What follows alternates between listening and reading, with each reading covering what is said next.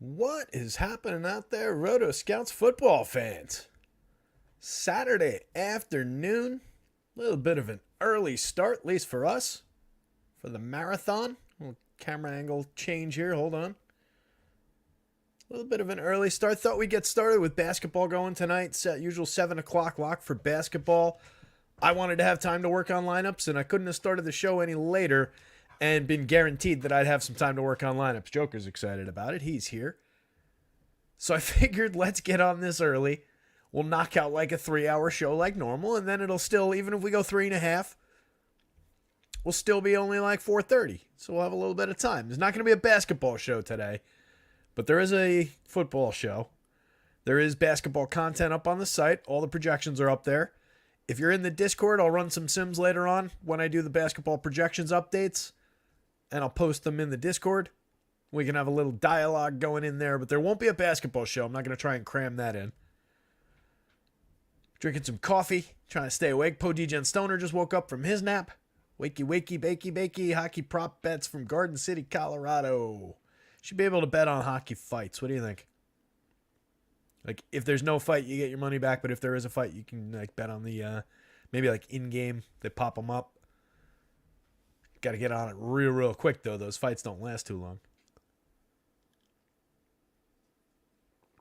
Fanatics reading Fingerprints of the Gods. It's a good read. He's reading it right now. Have not read it. Not familiar. So that's, it's not like, it's probably not what I'm thinking of. Give some people some time to trickle in. Oh, it is what I was thinking of. Evidence of Earth's lost civilization. Okay. I was thinking ancient aliens for some reason, so it's like, close to similar type of things. It's always interesting to think about. Given how long the planet's been here and everything. Just because we've never found evidence. Technology could have risen and fallen and gotten buried.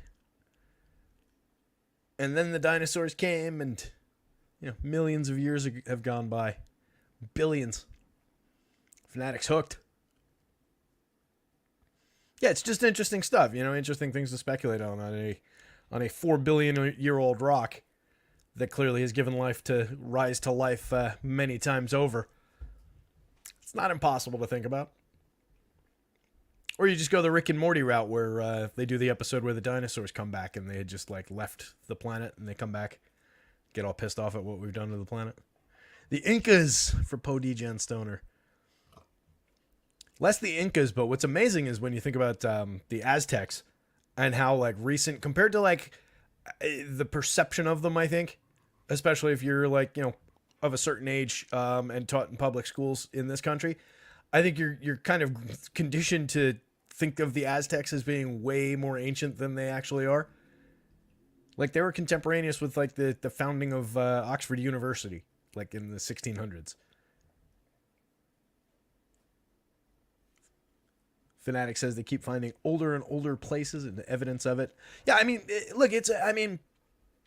to claim that we have extensive knowledge of everything that's gone on in the entire history of this planet is absurd. We have no idea even about pre-Columbian history in this country for the most part. And we're certainly not taught it to a great degree.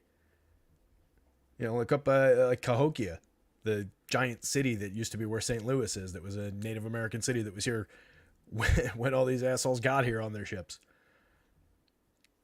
They say that is the reason a lot of them survived those winters was not because they made friends. It was because there were just villages that were pre-built and everybody had died of plague. 99% of the native population had died of plague a couple years before. So they just walked into empty villages. It's nuts. But we don't even know about that. And that's so recent when it comes to the history of the planet, So yeah, who the hell knows? Po DJ with no invention of the wheel.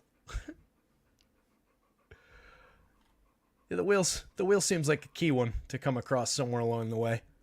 If you're playing one of those grand strategy games, investing in the wheel fairly early on, I think for a couple skill points or whatever, a couple turns, it's probably well worth it.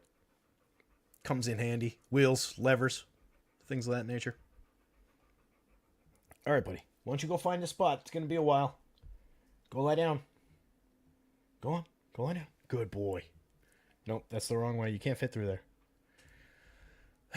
One of these days I'll learn. He's going to go by like right over here. What's up, 8 Game? 8 Game's here. Greg Biancone snuck in there. What's up, Greg? Good morning. Good morning to you too, buddy. Cujo Blues here. What's up, Cujo? I know Trey's around. I don't know if Trey's made his way in here yet.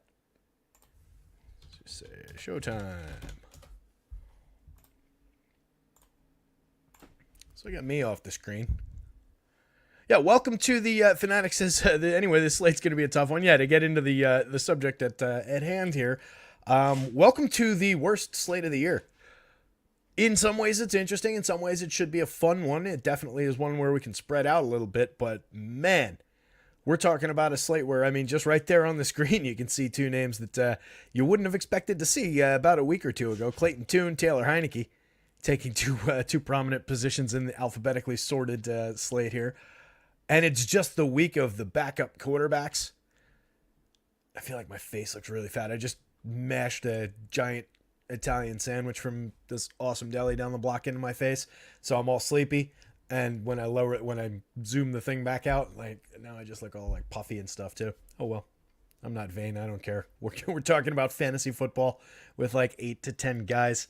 I think we can look fat. Doesn't matter. What's going to be embarrassing is if I fall asleep though on the air. I'll just like doze off because, whew, man, I got that like full belly sleepies right now. Happy Saturday, Jake Swales. So yeah, we're dealing with the week of the backup quarterbacks. We've got a lot of key injuries. We've also got kind of not the greatest running back situations in the world. We've got a spot where some of the better looking quarterbacks are going up against pretty tough defenses.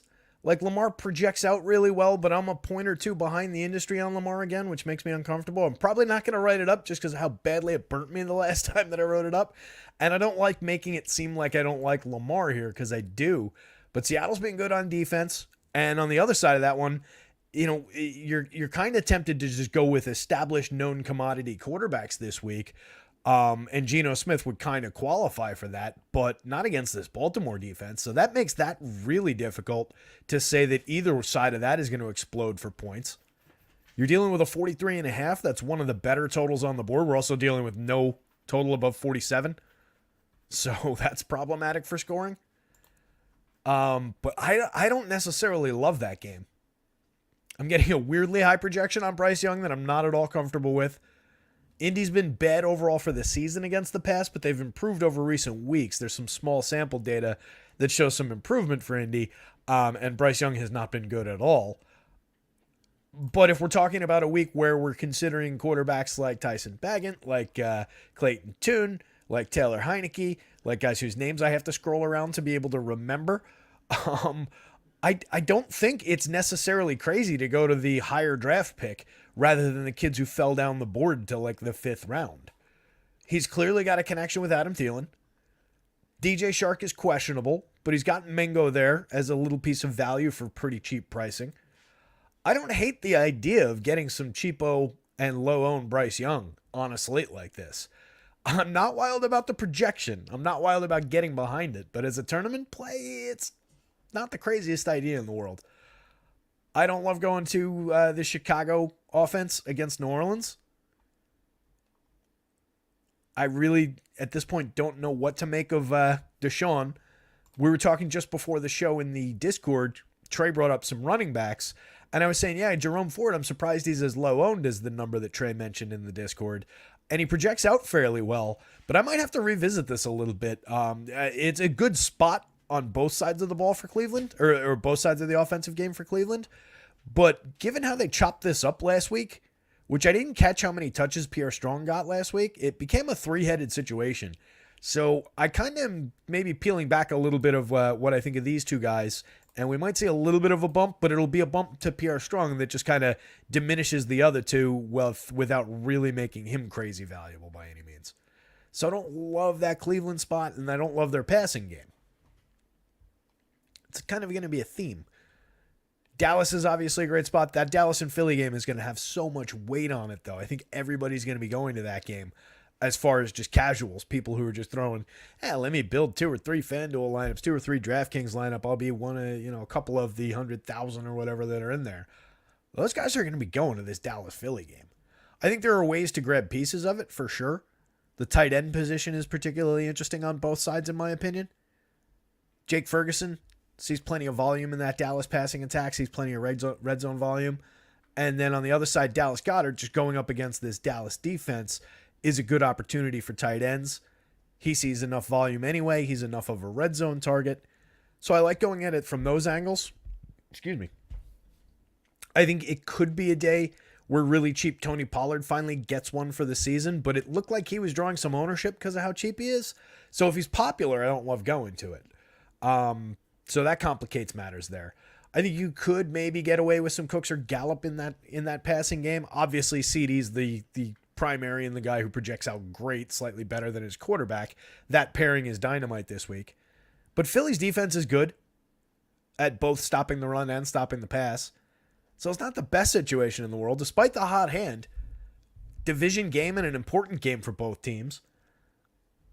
Dak's been really good lately. CeeDee's an excellent receiver, great talent. Cooks has underperformed, but is talented or has had a good career and maybe is on the backside of it. There's upside there, but it's also not entirely as clear-cut as it might seem. 46.5 point total, one of the best on the board, but Philly could come out and put their foot down a little bit against Dallas. I don't love the Jordan Love situation here. It's okay. He's thrown some touchdown passes. It's a good matchup against this inept Rams team that couldn't stay in the game last week when I said I thought that they were kind of interesting as 6.5 point dogs. That one pissed me off. I'm kind of off the Rams bandwagon a little bit this week. I don't love attacking them with Green Bay. Still kind of banged up, underperforming Aaron Jones. I like Christian Watson on his own. I probably get to more Christian Watson as an independent receiver than I do Green Bay stacks. Houston, I still like CJ Stroud, even though he burnt us horribly last week. That one was, man, that was so set up. I was really disappointed. That might be my least favorite spot of the entire year, or like the one that I'll remember as my biggest miss of the entire year, that CJ Stroud spot last week. I was all over that spot. Really liked it. We talked about it on the show. Just seemed set up. Good spot again this week. 25th ranked Tampa defense, 6.9 yards per pass attempt allowed. Could turn into a little bit of a shootout. Again, just on who he is, draft capital, quarterback pedigree. I think in a week like this, it makes more sense to go to CJ Stroud, to go to the higher draft picks, the kids that these teams wanted to invest in, and try and get some shares there. And, Baker doesn't really qualify for that, but at least he's an experienced NFL quarterback at this point. Playing okay. A connection with Evans, at least. There's 2 really good weapons in that passing attack. So I don't mind the Stroud on one side, Baker on the other part of that game. 40.5 point total. I could see this one getting up and going a little bit more than that. 2.5 point spread. Vegas likes it to stay close. They go back and forth a little bit. I could see that. I also really like White as a receiver out of the backfield in that Tampa passing attack. Tons of volume out of the backfield there. I like the idea of pairing Kamara in him. I think they'll both be fairly popular, but I just love the volume that those two guys get. If you can get them the first piece of the hot stove for baseball, the Detroit Tigers acquire Mark Canha from the Brewers for Blake Holub, whoever the hell that is. I believe that's the first piece of hot stove information. There's a whole article about it.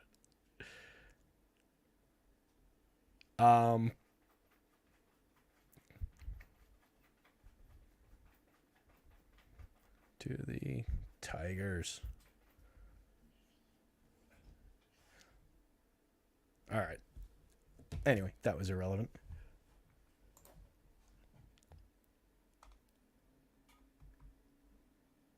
So yeah, I like as I was saying, I like the idea of pairing Kamara and White, and then if you can get Saquon in that as well, another guy who's fairly popular but a little bit further down the board. I really just like grabbing all those touches at the running back spots this week. You've got kind of a couple situations that are a little bit three-headed. You've got a couple just kind of ugly running back spots this week. So just if you can grab that much volume in both the passing and rushing game at the 2 or 3 running back spots, I like that a lot. Can you lie down, please? Especially when we're dealing with questionable quarterbacks, questionable receiving situations. Just grabbing a little bit of a floor, a little bit of position at the running back spot could pay dividends this week. Jonathan Taylor, potentially a big spot as well. He's on that list of key running backs potentially this week. We were talking about him and Moss in the chat. And if you look at it one way, and that seems to be the popular narrative, Jonathan Taylor's picking up more work over the last couple of weeks. The snap share went something like 60-40 last week. We'll look at it in a minute. But the touches were basically even. Where Taylor really gained ground was in red zone touches. But the amount of touches they got were only off by like 1. So Moss still gets enough volume and is going up against the same pretty weak rush defense. So I don't think Moss is completely off the board as like an interesting tournament dart for 58-67. You're just getting like a cheaper shot at that same situation. Taylor's definitely worthwhile at those prices. I like getting to a fair amount of him, but I'll work in some Zach Moss. I don't know how much I get to like Moss as a key part of like Minshew stacks, but I don't know how much I get to Minshew stacks anyway. I don't dislike him completely, but he doesn't project great. I think I prefer the ground game there. 4.7 yards per rush attempt, ranks 28th. Would you please? What are you doing? There would be nothing down there for you to be licking. Come on. What? Over here. Lie down, pal. I don't know what is up. Come on. Go lie down in your bed. Anyway.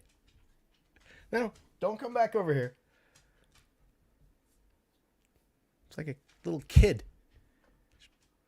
Being annoying.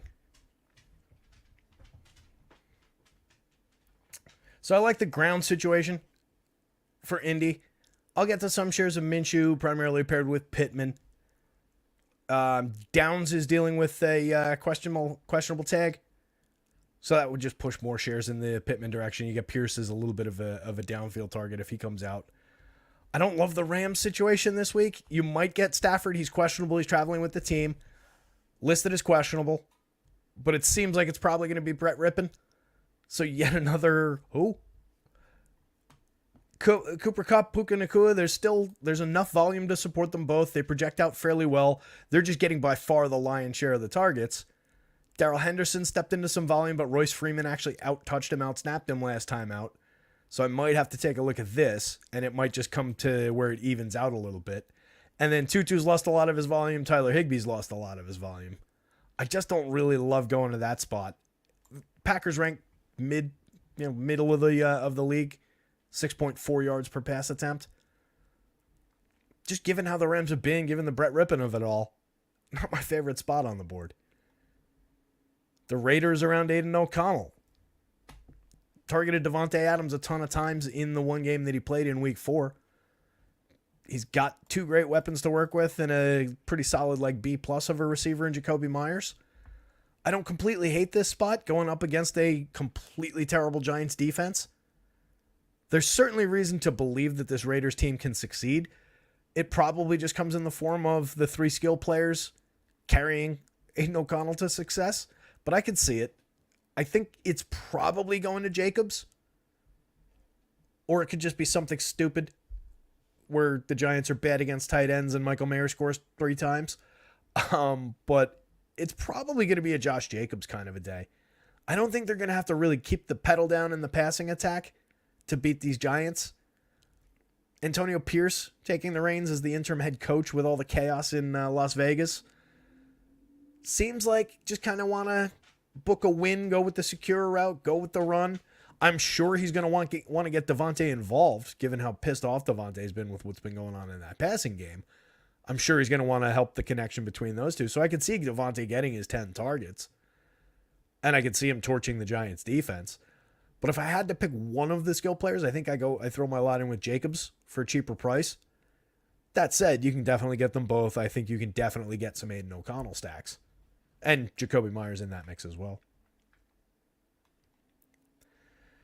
Minnesota, just when you thought the backup QBs were done, Jaron Hall stepping in. They just traded for Josh Dobbs, didn't they? Well, Jaron Hall's getting the start this week.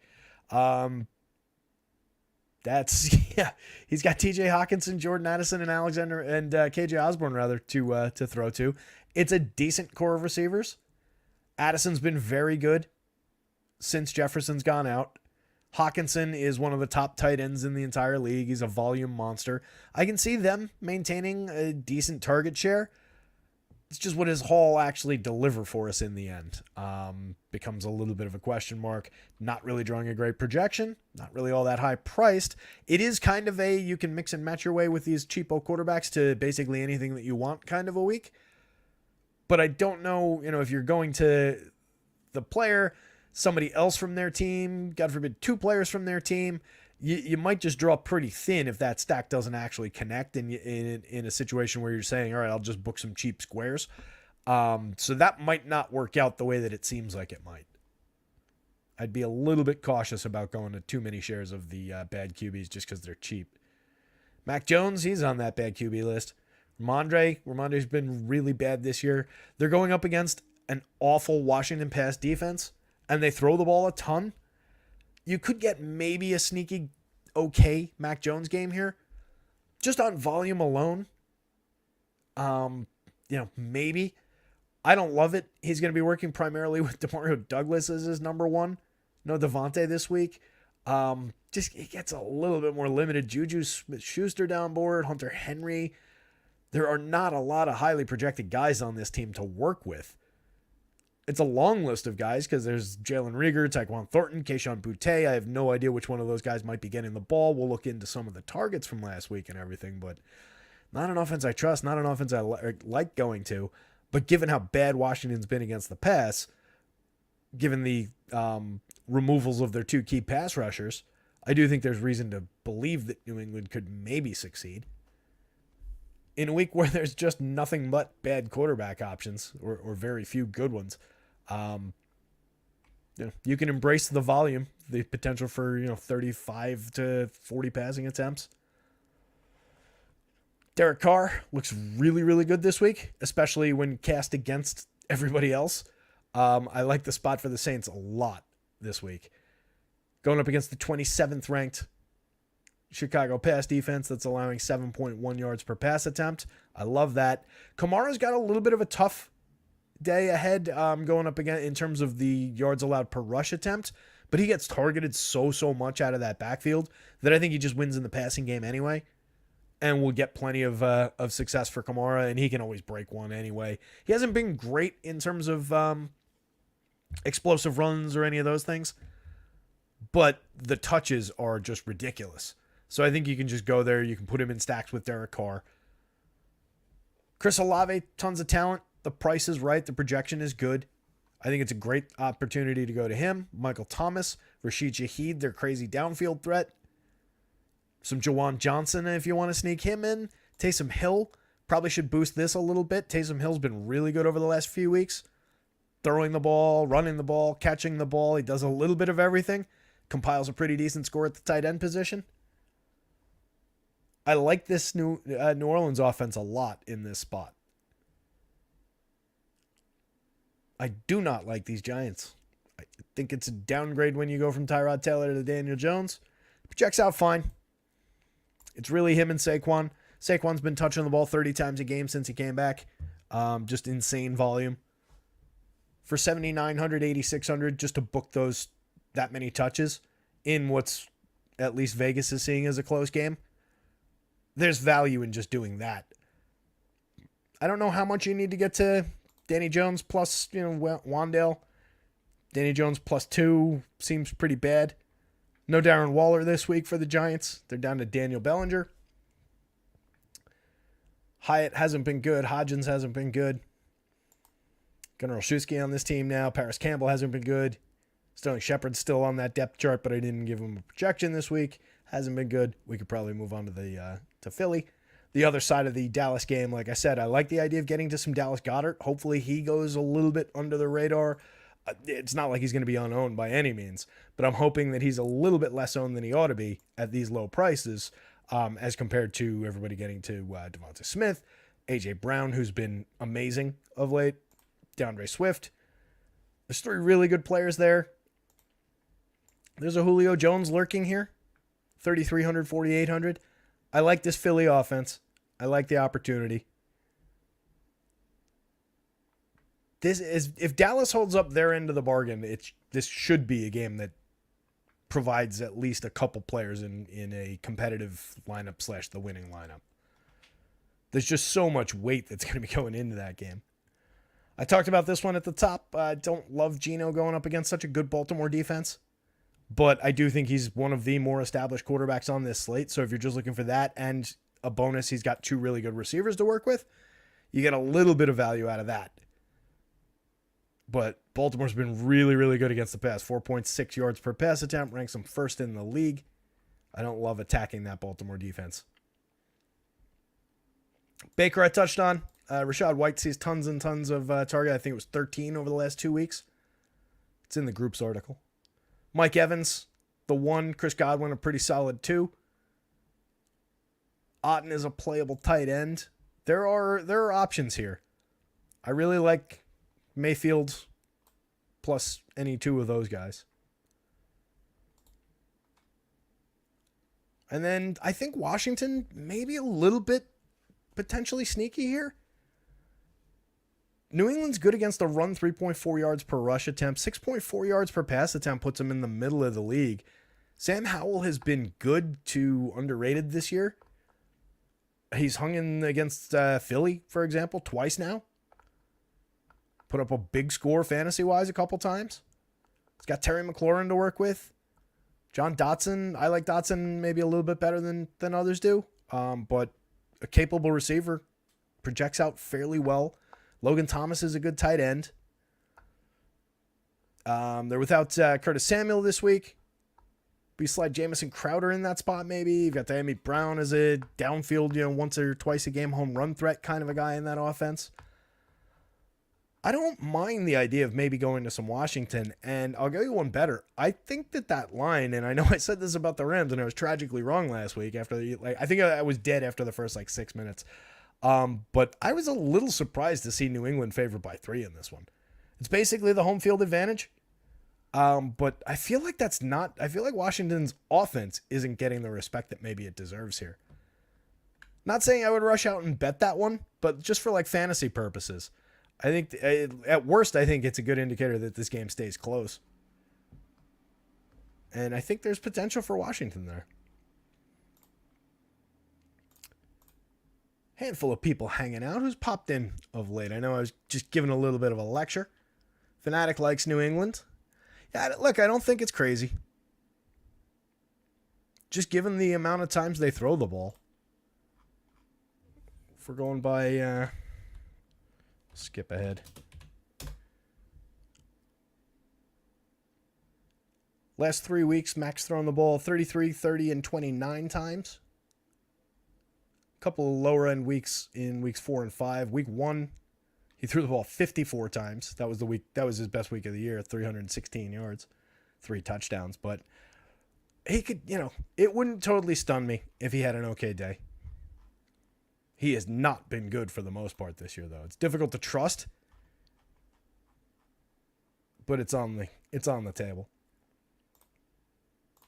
So let's get into some of this game by game. Let me take a sip here.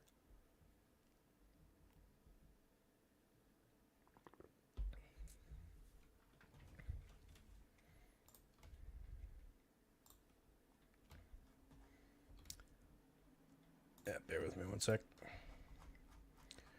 Get these notes in order real quick.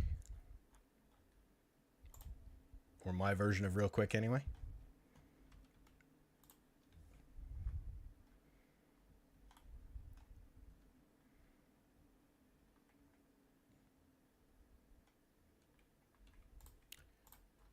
All right.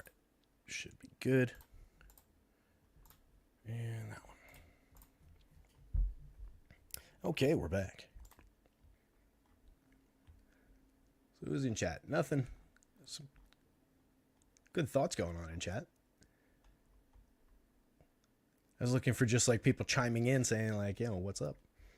Great going Northern nitrates in that sandwich, prosciutto. Yeah, I think there was prosciutto in there. It was it was definitely many meats and cheeses. And it was delicious. I got it without pepper. It's like their combo, right? So it's like, several different meats, fresh mozz, a couple other like types of like, fancy like hard like Parmesan cheese or stuff like that. And I usually get it just oil and vinegar. They sell it with hot peppers on it, and I just asked him for no peppers. And after he gave it to me, the guy's like, nothing, but we've got other toppings. You can get it with tomatoes. You can get it with cherry peppers. He's like running down all the vegetables there. I was like, I know. Just wanted my meats and cheeses, man. But it was delicious. But yes, probably filled with nitrates or whatever other bad things are in cold cuts. But something's going to kill you. Might as well live a delicious life. What else is going on? Jacob's highest owned running back on FanDuel. That doesn't surprise me at all. I wouldn't be surprised if Devontae was highly owned as well. Look, the Giants are attackable. Kamara is 25% and the second highest owned on FanDuel. Yeah, again, another guy that I think it's a really good spot.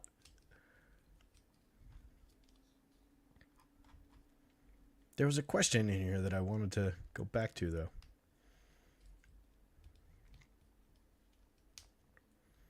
Oh, Jaron Hall. Jake Swales asked about Jaron Hall. As I understand it, he's got a pretty big arm, but fairly erratic. As I've talked about, I don't really watch college football, so I don't really have a great frame of reference outside of a couple scouting reports that I read about him. But that seemed to be the consensus. Not really the most accurate passer, but a fairly big arm, could uncork a few big throws. So, given who he's got to work with, that kind of fits. A couple deep shots down the field to one of the wide receivers, I think maybe is your better route there than working at a lower A dot with Hawkinson. But you could also argue, young quarterback, safety valve, tight end, that's always a thing. And there's plenty of volume there for Hawkinson just under, their normal play calling situation. 6,604% owned. Yeah, look, I mean, it is a week to absolutely take some shots with these stacks and with these quarterbacks and lineups. I am going to get a big spread of options this week because, while I don't love the idea of going to like Clayton Tune here necessarily against what is a pretty good Cleveland defense, in my opinion, I can go to some Deshaun, but there's no, outside of the super highly owned, hey, Trey made it. Finally remembered the show. Outside of what I imagine are, the super highly owned star type guys or the very good quarterbacks against good defenses, a lot of these guys are at worst going to look the same and have very similar type opportunities.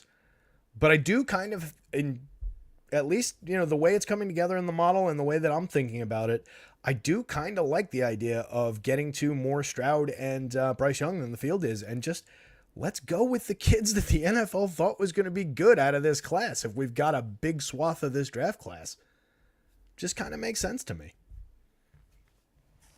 Anyway, Kyler Murray did travel with the team, as I understand it. They've got him listed as questionable last I saw. There is a slim chance that he plays, but it seems like it's going to be Clayton Tune. Clayton Tune is going to be going up against a pretty decent Cleveland defense. Whoops. Move the wrong file. Cleveland was 6th against the pass, 5.9 yards per pass attempt so far this season. It's right here, I forgot. 163 yards a game, 8 passing touchdowns so far.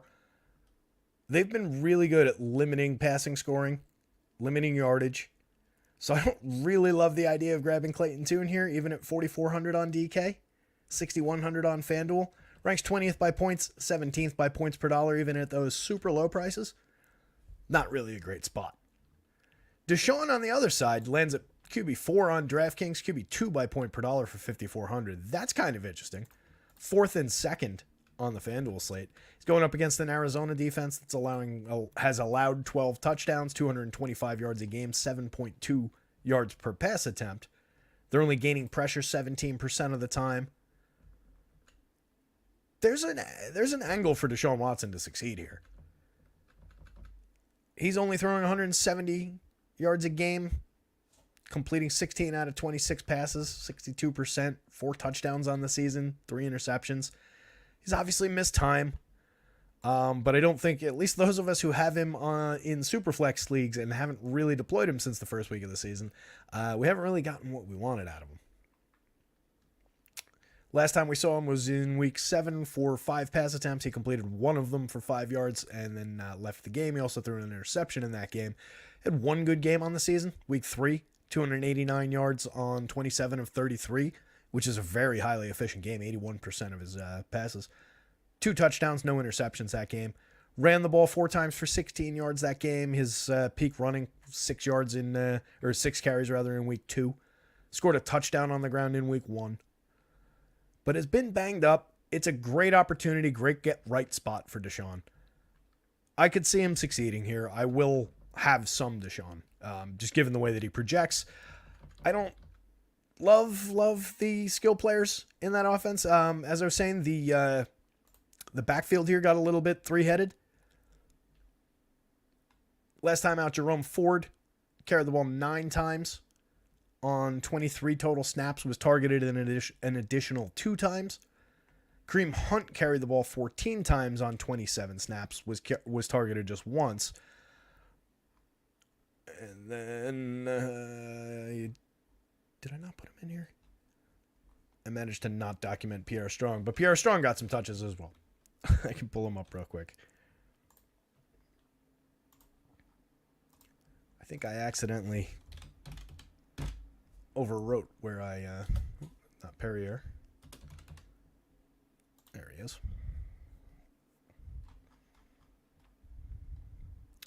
Strong popped up to 10 carries, 41 yards. Targeted once, caught that for another 41 yards.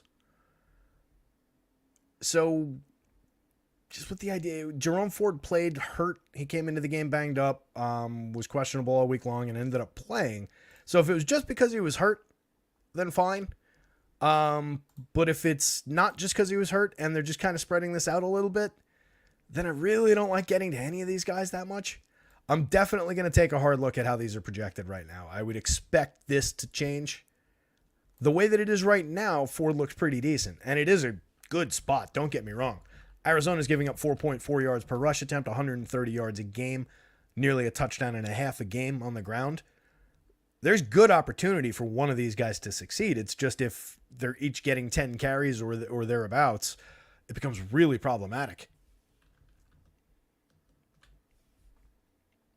They're priced around the same.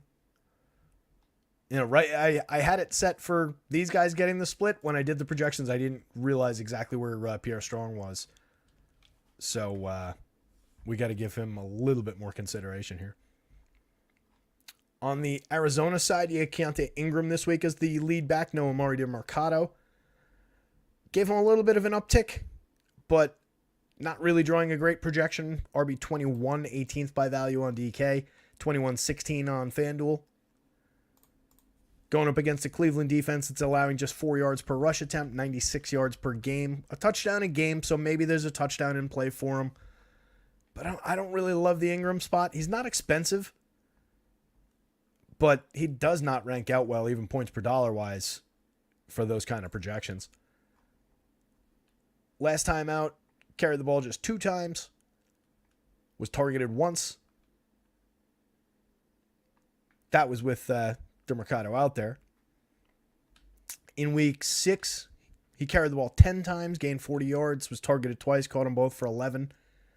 Has not scored a touchdown on the ground or through the air so far this year. So, medium talent going up against a pretty decent rush defense. Doesn't project great, even for the money. I don't love that option. And then nothing really. Tony Jones should be the number 2, I would imagine here. Hasn't played in any of the last 4 weeks. Had 12 carries in week 2 at Carolina. Scored twice. Highlight of his life. I don't think we're going down depth chart hunting for running backs here. So just the split here isn't great. Keontae's the lead there, but not in a good matchup, and not showing a ton yet. This is not sorted correctly.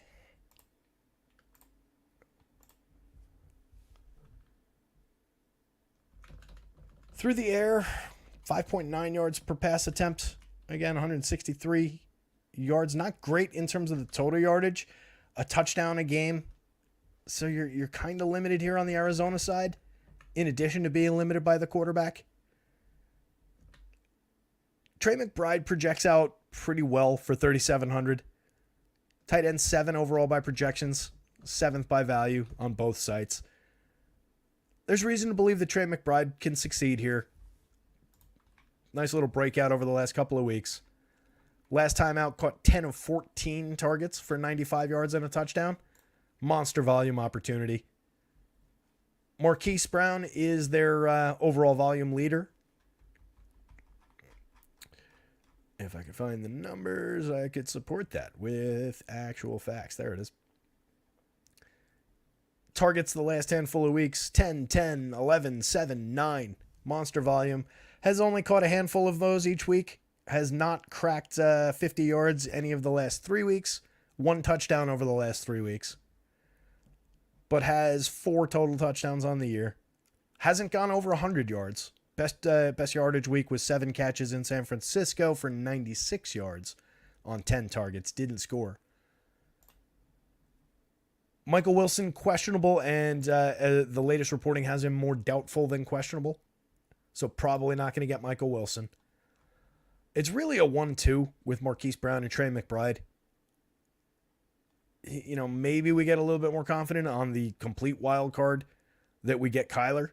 Maybe we get a little bit more confident in playing like a Rondale Moore. Somebody like that from down the depth chart. Moore, last time out, 2 catches on 3 targets. Ran 37 routes. He's out there running 30 routes a week. Targeted 7 times was the highlight in week 6 at Los Angeles. So, if there's no Mike Wilson, he's going to pick up a little bit of additional volume. Wilson was targeted 6 times last week, caught 4 of them for 58 yards, was targeted 5 times the week before that. So presumably some of those go to Moore. Maybe there's a trickle-down effect to Zach Pascal. But the quality of targets, the quality of the defense they're going up with, and the limited nature of those receivers, there's a little bit of a compounding effect there in terms of how desirable that play is. Trey says, where the slate is bad when we're talking about Pierre Strong. Yeah. Seriously, first game up, too. Arizona is so bad. Yes, they are. Yes, they are. I do think that Amari Cooper's playable here. He projects out nicely. Bigger projection on DK on the back of PPR. Wide receiver 6 over there, 4th by point per dollar. Wide receiver 5 on FanDuel, but 2nd by FanDuel point per dollar. 6,800, pretty good price for Cooper. Again, their defense giving up 200 plus yards a game, a touchdown and a half, 7.2 yards per pass attempt. Plenty of opportunity for Amari as the prime receiver in that offense. Elijah Moore, not completely uninteresting. They've kept him involved. Elijah has a spot somewhere in this list. I tried to organize this in a different way this week, and it's debatable whether it's working out.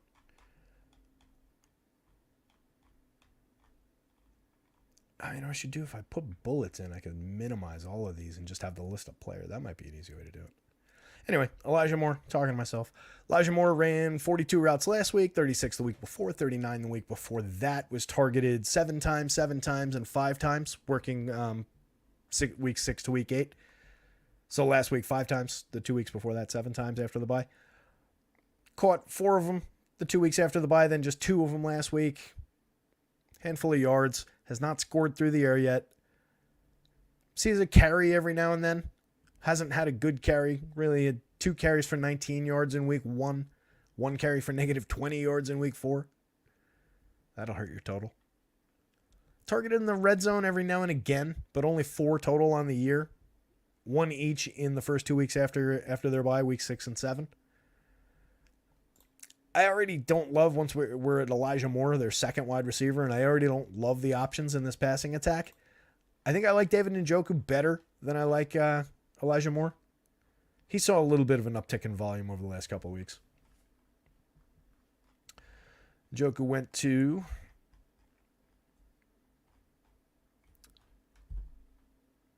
this is just dumb. Why can't I find him? Because his name's on the other page. Using a Word doc for this is probably also not the best. So he jumped up the last 2 weeks. David Njoku kind of quietly. 9 targets in week 7 and then 8 targets in week 8. So that's not uninteresting. Scored a touchdown last week, 77 yards on 4 catches, 54 yards on 5 the week before. If he's going to maintain that kind of volume, the talent is definitely there. David Njoku's good. It's just the first few weeks they went to him, 4 times in week 6. He did get 7 targets in week 4. The first 3 weeks were just 3, 4, and 4. So a little bit of an uptick. I kind of like the idea of Watson plus Cooper, Watson plus Njoku, Watson plus the 2 of them works. There's probably enough in the pass game against Arizona that works. I don't mind that. If you want to really get down the bench here, Marquise Goodwin ran 5 routes last week, ran 13 routes in week 7, was targeted twice in week 7, caught 1 of them.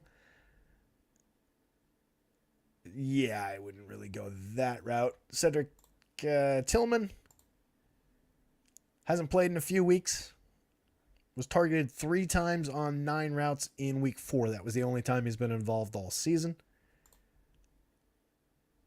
Don't really know what that's going to look like. So it's really, 1, 2, and then some Elijah Moore.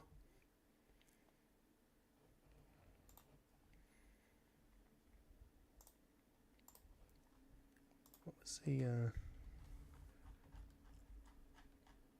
so a note on Tillman somewhere, though.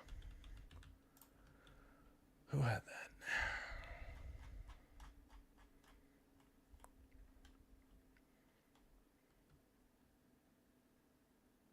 Yeah, it's just a name drop.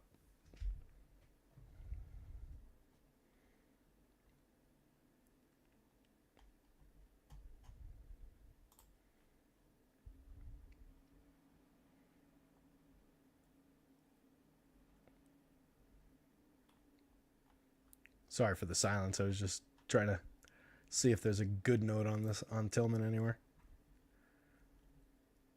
Yeah, it's just a name drop. Nothing really supporting the idea of any upside there. So, yeah, kind of limited, straightforward options in that Cleveland passing attack, but I do think it's a decent spot, given Deshaun's talent, Njoku hopefully getting some targets and maintaining that volume, and Amari Cooper's talent. Definitely like it better than the other side of this game.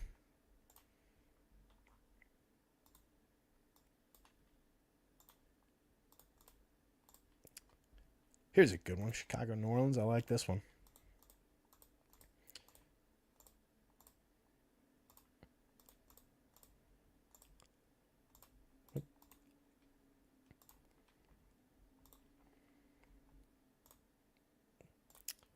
So, Derek Carr. QB2 on DK. QB3 by value. Second and first, because he only cost $7,100 on the FanDuel slate. I am going to get to some Derek Carr shares here again this week. I had some. We talked about him last week. We liked him coming in, and I had pretty fair amount. But either not enough or not with the right combinations of stuff. Let me find this game.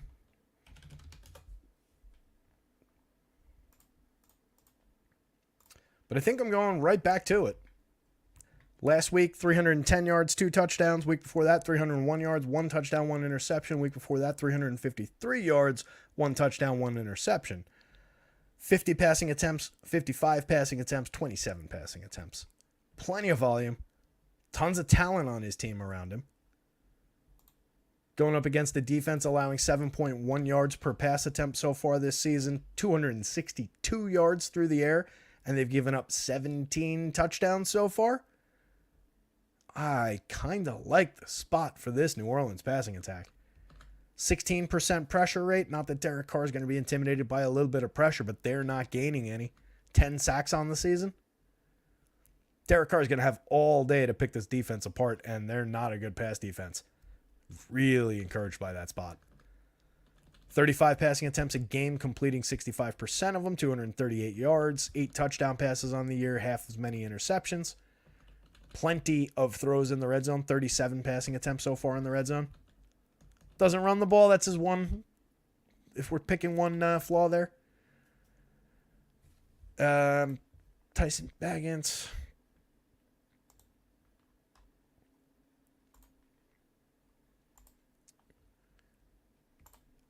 I just don't like the idea of attacking this Saints pass defense. I think I can simplify the Chicago pass game that way. If we're going to anything Bears, I think it's probably just shares of DJ Moore. Just as an independent option, and you don't really worry about Tyson Bagans having a huge game. New Orleans pass defense is just good. 5.6 yards per pass attempt, 189 yards a game, 10 touchdowns on the season. 20% pressure rate with 15 sacks is fine. 9 interceptions on the year is good. Better than 1 a game. I don't love throwing a pretty limited passing attack overall anyway. Grabbing the skill players and then this quarterback against them, it doesn't seem like it's really going to work out all that well. So it just seems like an avoidable spot, regardless of whether you think the kid might be good, might not. I know he had some key drops, but 5 drops already. Ran 2 in. There's that, I guess. I don't like the option.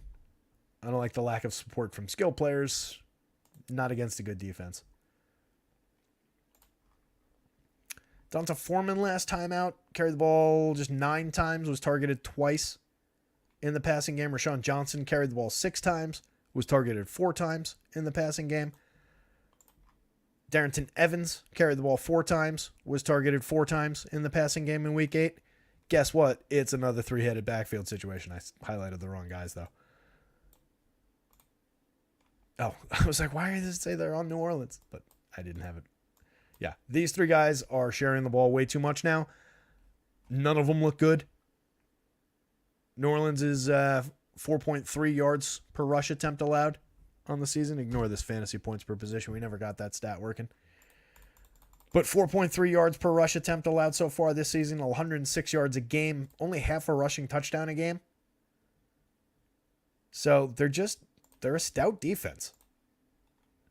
I don't like going to them against the pass. And 23rd ranked, 4.3 yards per rush attempt.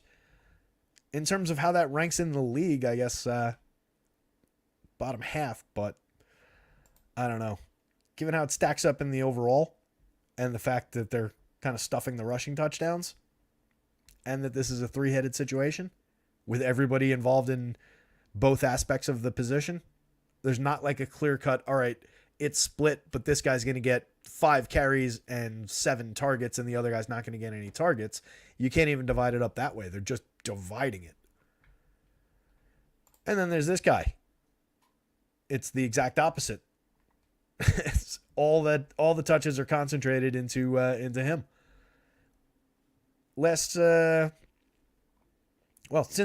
he's come back, since he came back in week 4, 11 carries, 22 carries, 19, 17, and 17 carries. Targets went 14, 3, 8, 14, and 5. He's just a volume monster. That first week back, he caught 13 and 14. The next time when they targeted him 14 times 3 weeks later, he caught 12 of those. If you get that kind of a game, just in catches and just racking up some yards, let alone if he gets in the end zone like he did twice last week. Kamara's a potential beast. RB1 on DK RB1 on FanDuel by raw points. RB11 by points per dollar. RB1, RB12 on DraftKings. He's pricey, he's popular, but he's worthwhile. I don't think Jamal Williams or Kendra Miller. Jamal might punch one in. That's the risk that you run with Jamal. That said, he's got 1 red zone carry in the last 2 weeks. He's got 11 total carries, 5 and then 6 in the last 2 weeks. Targeted just once. He did carry the ball 3 times in the red zone in week 1, 1 time in the red zone in week 2. But I think it's just the Alvin Kamara show all day long here. Like I said, DJ's really the only skill player, the only player from the Bears that I really like getting invested in here.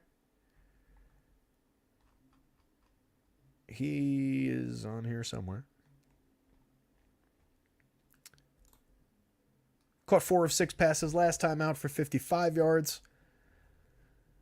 Has been held to 55 yards or less in each of the last 3 games since putting up that 230-yard monster with 3 touchdowns in week 5. Had 131 yards and a touchdown the week before that, both times on 8 catches, 9 targets, and 10 targets. His catch totals have dipped: 5 catches, 8 catches, 4 catches, 51, 54, and 55 yards the last 3 weeks. No touchdowns. Yeah, kind of limited situationally overall, but the targets are still there. The volume's there. They're going to go his direction. It's just, again, targeting this passing attack or this pass defense. I don't love it. And it's not like they're going to have to work too hard to key on these guys. This is going to be a day where they're really just trying to shut down DJ Moore.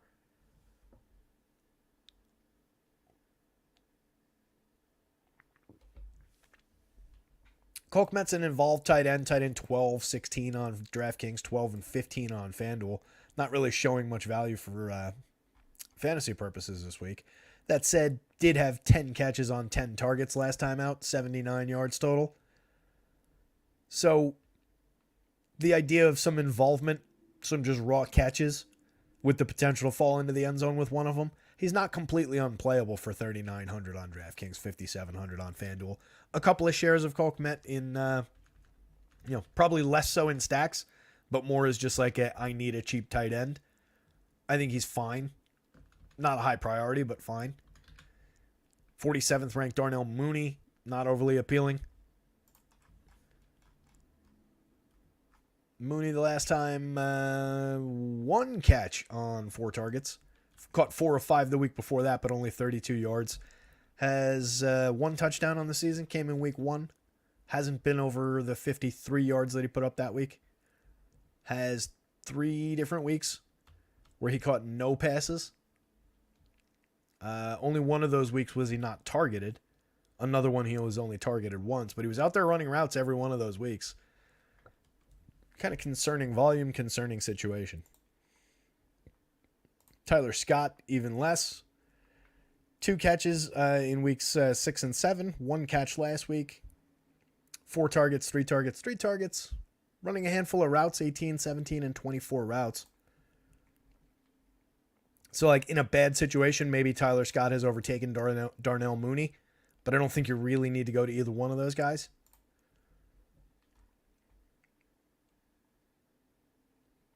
And I don't really know that he's overtaken him. Maybe this just evens out a little bit more. Maybe these guys should both be more around like 5. Kind of how they look on FanDuel more. Mooney's probably drawing a little bit of too aggressive of a catch projection there.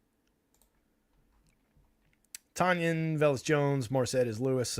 There's no real option down there. Velus Jones, 1 catch on 2 targets last time. 1 catch each of the last 3 weeks for a maximum of 5 yards. Not too appealing. At the tight end, Mercedes, 2 catches all year. Robert Tanyan, 6 catches all year. Just not involved. On the New Orleans side, we've got a lot more to work with, which is great because I really like the way that the quarterback's projecting, so it's good that the receivers that work with him are projecting well as well. Chris Olave, just 1 touchdown on the year. Kind of a weird year for Olave. Gets targeted a ton, though. There's lots of just sheer volume here. He's only been under double-digit targets 3 out of their 8 games. In those games, one of them was a 9-target game. That was the most recent outing. Was targeted 6 times in week 4, 5 times in week 5. Every other game has been double-digit targets, including week 7 was targeted 15 times. Caught 7 of those for 57 yards. 10 times in week 6, caught 7 of those for 96 yards. His one touchdown came in his lowest, or one of his lowest end games. He caught 2 of 5 in week 5 for 12 yards and a touchdown. Week 4 caught just one of those 6 targets for 4 yards. Those 2 games were ugly. But everything else has been, the last 3 weeks with no touchdowns, but 96, 57, and 46 yards, 7, 7, and 5 catches. He's been at least okay. So I don't think there's anything tragic going on here. It's just a little bit of a blip statistically. The talent is clearly there. 6,300, he ranks as wide receiver 4 on DK, 3 by value, 4 on FanDuel, wide receiver 1 by points per dollar. Gotta like that. In terms of red zone targets, Olave had 3 in week 7 against Jacksonville. Had 2 in week 2, 1 in week 3, 1 in week 5. Michael Thomas had none last week, but he also had 3 against Jacksonville. 1 against Houston in week 6. 3 week 1. He's got a bunch on the season. There's a lot of red zone work going in Michael Thomas's direction. Red zone target wise, totals 6 for Olave, 9 for Michael Thomas. Leads everybody in this game. Shaheed just 3, but Shaheed's a great downfield weapon, 18.2 yard ADOT. They just uncork a couple deep balls in his direction every game. And he's been putting a couple of them up. 3 touchdowns on the season. Just 2.8 receptions a game, but tons and tons of yards. So I like the Rashid Shaheed option for cheap at 4,500. I think he's going to pick up a little bit more attention. People are more aware of him now than maybe they were early in the season. But I like the home run options, and he's definitely that. Juwan Johnson for only 2,900. This is another one that I might want to revisit. Let me see what his...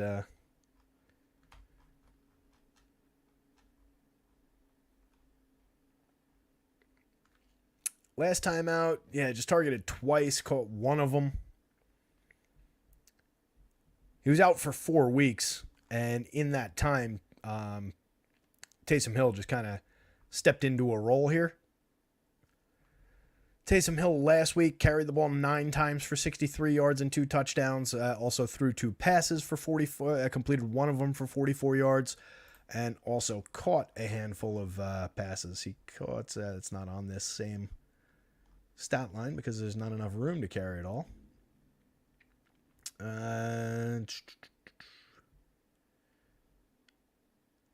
It doesn't have it broken down.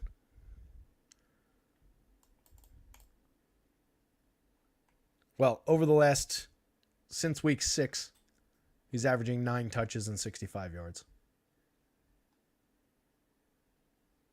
Tight end number 2 behind Travis Kelce that's per Derek Brown over at Fantasy Pros. Whose word I will take.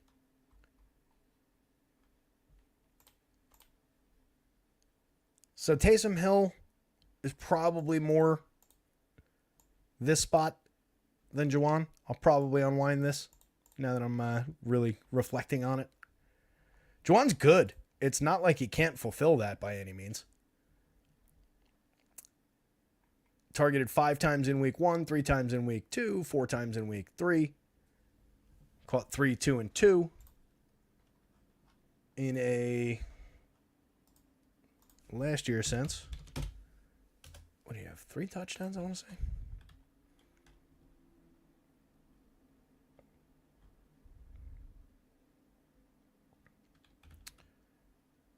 Oh, he had 7 touchdowns last year.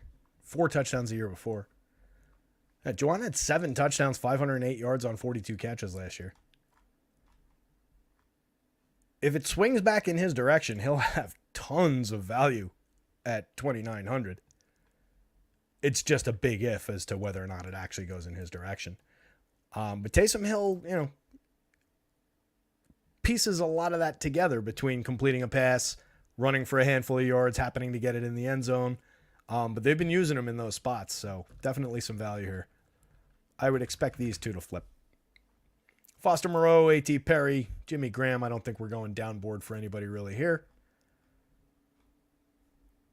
Moreau, 4 targets apiece in weeks 6 and 7.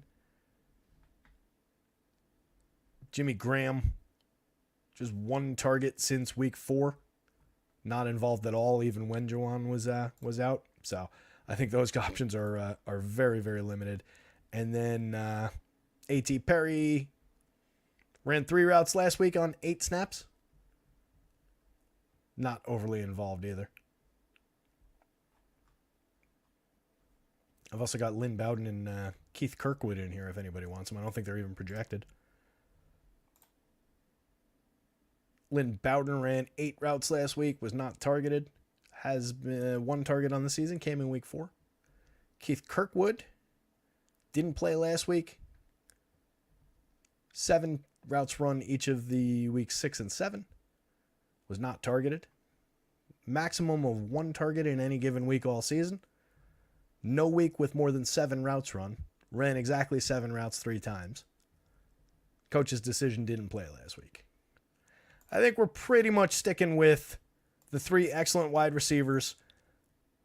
The 3 excellent wide receivers, the 2 pretty good tight end options, the dynamite running back, and the really good quarterback option from New Orleans. Unfortunately, I can't give you like 6th and 7th options in the passing attack from this team. But they're going to be pretty good this week, I think. I think this is a prime target for stacking. Trey's here for Carr. I like to hear that. Trey's a sharp guy. Helpful to know that Trey's on board with that one. I definitely think we can attack Chicago here. And I really want no part of Chicago coming back against a good New Orleans defense. Again, outside of maybe some DJ Moore, maybe it is a bring back play against some of my New Orleans stacks, and then just where I get him on his own. But not a high priority. Keep this thing rolling along.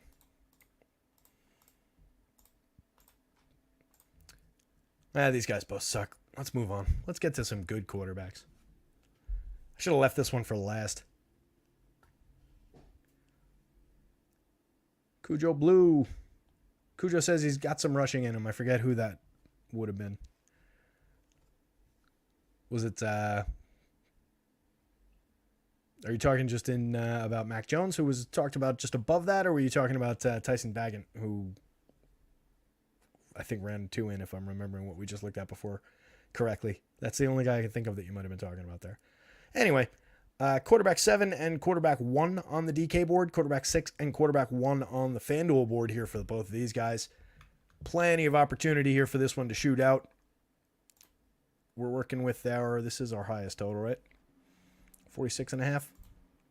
Yep, highest total on the board. Only a 3-point game in Vegas. Basically just giving Philly home field. So really like the opportunity for this to shoot out, but everybody's going to be going to this game. I think you can get it. Just put it in with differentiated stuff from other games. Go to receivers from games that people aren't necessarily thinking about.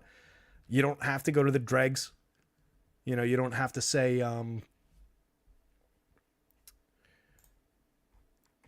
I need Trent Taylor and Ben Skoranek to go with my Dallas stack because those guys will be low owned. That's not the kind of low owned plays that we're talking about. We want the highly probable guys. There are plenty of second receivers in okay to decent spots that are not going to be more than 6-8% owned, and that is more than enough to cut down any kind of duplication. It's more than enough to positively leverage your Dallas stacks, your Philly stacks. It's not that big a deal. So you're going to this popular or not. Not to the exact same degree as we were talking about the other day in basketball, if you guys were here for that yesterday. But you can safely play a lot of good chalk in football as well. 31 pass attempts a game for Dak, 35 pass attempts for Jalen. 267.5 yards a game for Jalen, putting up 7.6 yards per pass attempt. Dak putting up 7.4 yards per pass attempt. Dak has 10 touchdown passes. Jalen's got 13. Jalen's thrown a few more picks, but he's made up for it with his rushing. 6 rushing touchdowns on the season. Absolute beast on the ground. They're unstoppable plays, just throwing them over the line. Dak, he's run the ball a decent amount, 104 yards on the ground, 3.3 rushing attempts per game, 4.5 yards per rush attempt, has 1 rushing touchdown on the season. But we're really here primarily, I think, for the passing game on the Dallas side. Not a pushover of a matchup, though. 6.2 yards per pass attempt on both sides. Philly giving up more in total. They've given up 247 yards through the air, and recently they've been giving up a pretty high amount of touchdowns through the air as well, including to Sam Howell. So there's reason to believe that Dak can succeed here. They're gaining pressure 25% of the time. They've got 25 sacks on the year. He's not exactly going to be running for his life. They know how to handle pressure on that offensive line. But there's going to be a little bit of pressure on him. He's got excellent options to work with, though. Jalen, 20% pressure rate despite 30% blitzes, 18 sacks on the season. Dallas has managed 9 interceptions so far, but they've been a little bit diminished in recent weeks as well. 13 touchdown passes for Jalen on the season. Plenty of reason to believe that the QB1 is pretty strong there, especially in such a bad week. He's just so greatly differentiated from everybody else on a talent scale and on a projection scale that there's plenty of reason to go to him. The running back spot, like I said, I was hoping that Tony Pollard would maybe get a little bit shunned by people, but it didn't seem like it, not in projections anyway. 6,800 on DraftKings. He's not really showing the same PP dollar. There goes another 2% of the brain function. Not showing the same points per dollar value at 14th on DraftKings as he is on FanDuel. 6,600 has him showing pretty decent points per dollar at RB4 on the FanDuel slate. Going up against a really good Philly rush defense, though. 3.8 yards per rush attempt on the season. That's not really worth targeting. Ranks 9th overall in the league. I don't love that spot for an underperforming Tony Pollard. Pollard so far this year, 3.9 yards per rush attempt, just 2 touchdowns. Despite 15 carries a game, he's only putting up 60 yards. 2.3 yards before contact, 1.6 yards after contact. He's targeted a decent amount of the time. 4 plus targets a game gives him additional touches. So he's one of those running backs that's going to get you 18, 20 touches.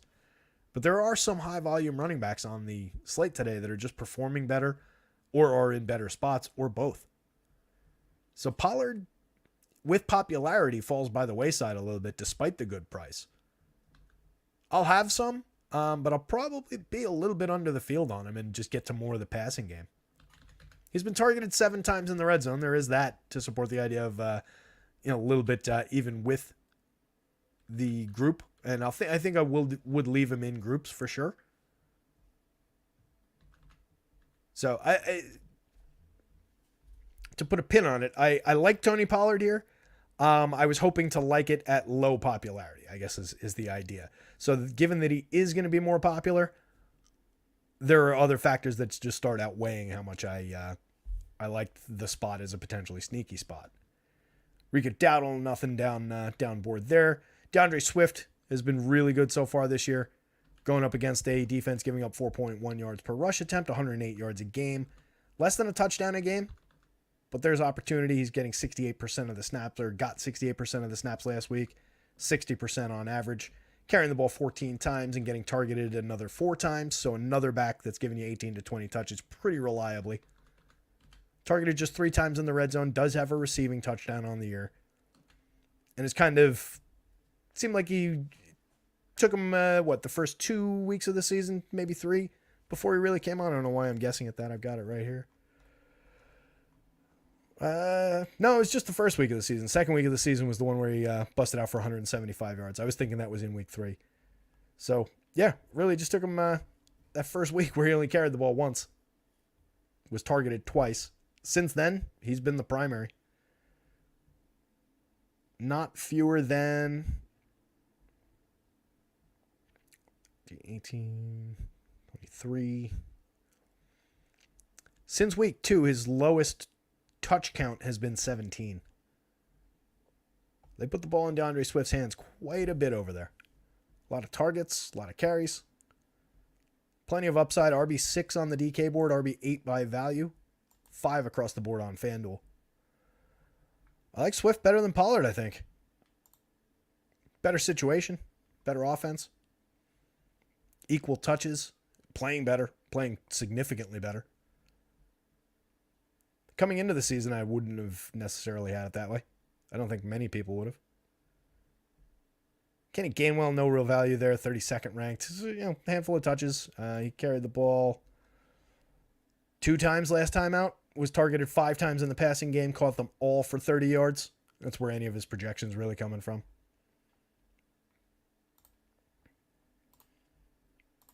This, I think, is the really high-end part of this game.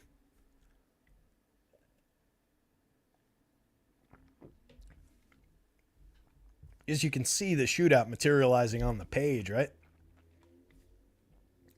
CeeDee Lamb, A.J. Brown, Brandon Cooks, Devonta Smith, Jake Ferguson, Dallas Goedert, Michael Gallup, Julio Jones. We're stretching. Kevonta Turpin and Jalen Tolbert put together. Olamide Zacchaeus. Really stretching. But we do help. We've even got pretty, interesting return men in this situation. If you're going for the extra large field return man and defense type of an approach. Not that I'm really endorsing that. But let me start with CeeDee. 158 yards and 2 touchdowns last time out on 12 catches, 14 targets. Like the upside there. 117 yards the week before that, or 2 weeks before that when they had a bye in between.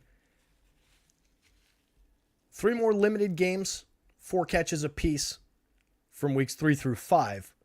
But CeeDee is their number 1 lead receiver here, and the volume bounced right back after that little dip. Love the projection, 8,200, wide receiver 1 by projection, 17th by point per dollar on DK. Like him a little better where I get him as a better point per dollar play for 8,800 on the FanDuel slate against the higher cap. Wide receiver 1, wide receiver 4 by value. Brandon Cooks has been more limited than I think everybody expected this season. That said, he's gotten in the end zone each of the last 2 weeks. They still do call his number. 4 targets in each of the last 4 games. So the idea that we can get him in the end zone is encouraging. Just 1 red zone target in those last 4 games, though. It's not been the greatest season, but that's why he costs half of what CeeDee Lamb does. So he's wide receiver 23 by points and 2 by points per dollar. 21st and 7th on the FanDuel slate. I think there's upside. If we believe that Dallas is going to hang in this game and be throwing the ball, and we believe in Dak, it can't all be Dak and CeeDee. So there's got to be support for the upside of Brandon Cooks. There's got to be support for the upside of Michael Gallup. Gallup last time out, just 3 targets. Just caught 2 of them, 20 yards. The week before that, he only caught 3 passes for 24 yards the week before that, but he was targeted 10 times. He just sucks. That's really the biggest problem. Week before that, 2 catches on 5 targets. 5 catches on, caught 5 of 6 in week 4, caught 6 of 7 in week 3. Those are his 2 best games of the year. As the 3rd man in, I mean, he would be, technically the 4th man in. You go to Ferguson definitely before him. But as the 3rd wide receiver for a few darts, it's perfectly fine. And since he costs 3,600, he comes up as wide receiver 1 by points per dollar on the DraftKings slate. For 53 on FanDuel, he's wide receiver 20 by points per dollar. Big difference across sites. But that 3,600 is not completely uninteresting for a guy who has been targeted every game at least a handful of times. Like I said, just 3 times, and he hasn't been good.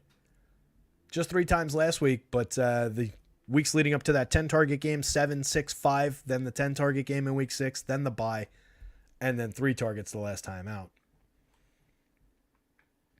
Jalen Tolbert was targeted just once last time. Kevonta Turpin was targeted twice last time. They are, at best, very large field dart throws. And that's about it. On the Philly side, A.J. Brown having a fantastic season.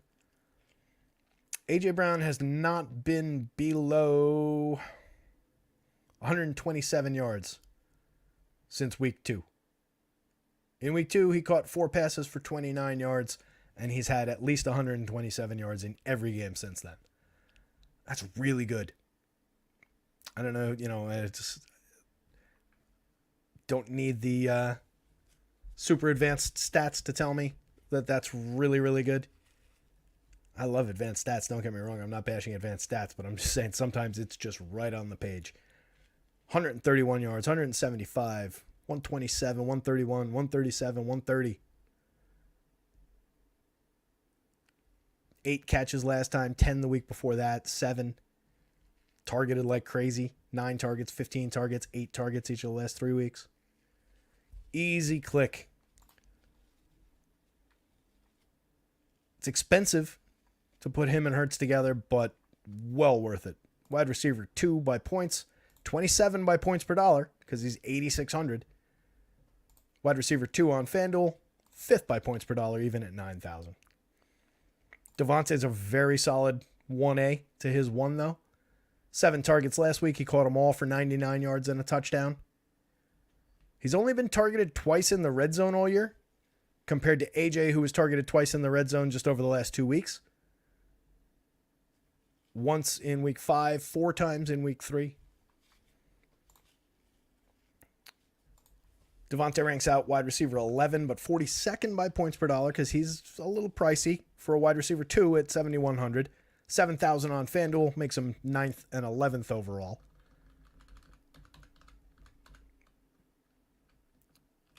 In terms of the depth of target, you got to like both of them operating pretty far downfield. 13.2 yard ADOT for A.J. Brown, 12.1 yard ADOT for Devontae Smith.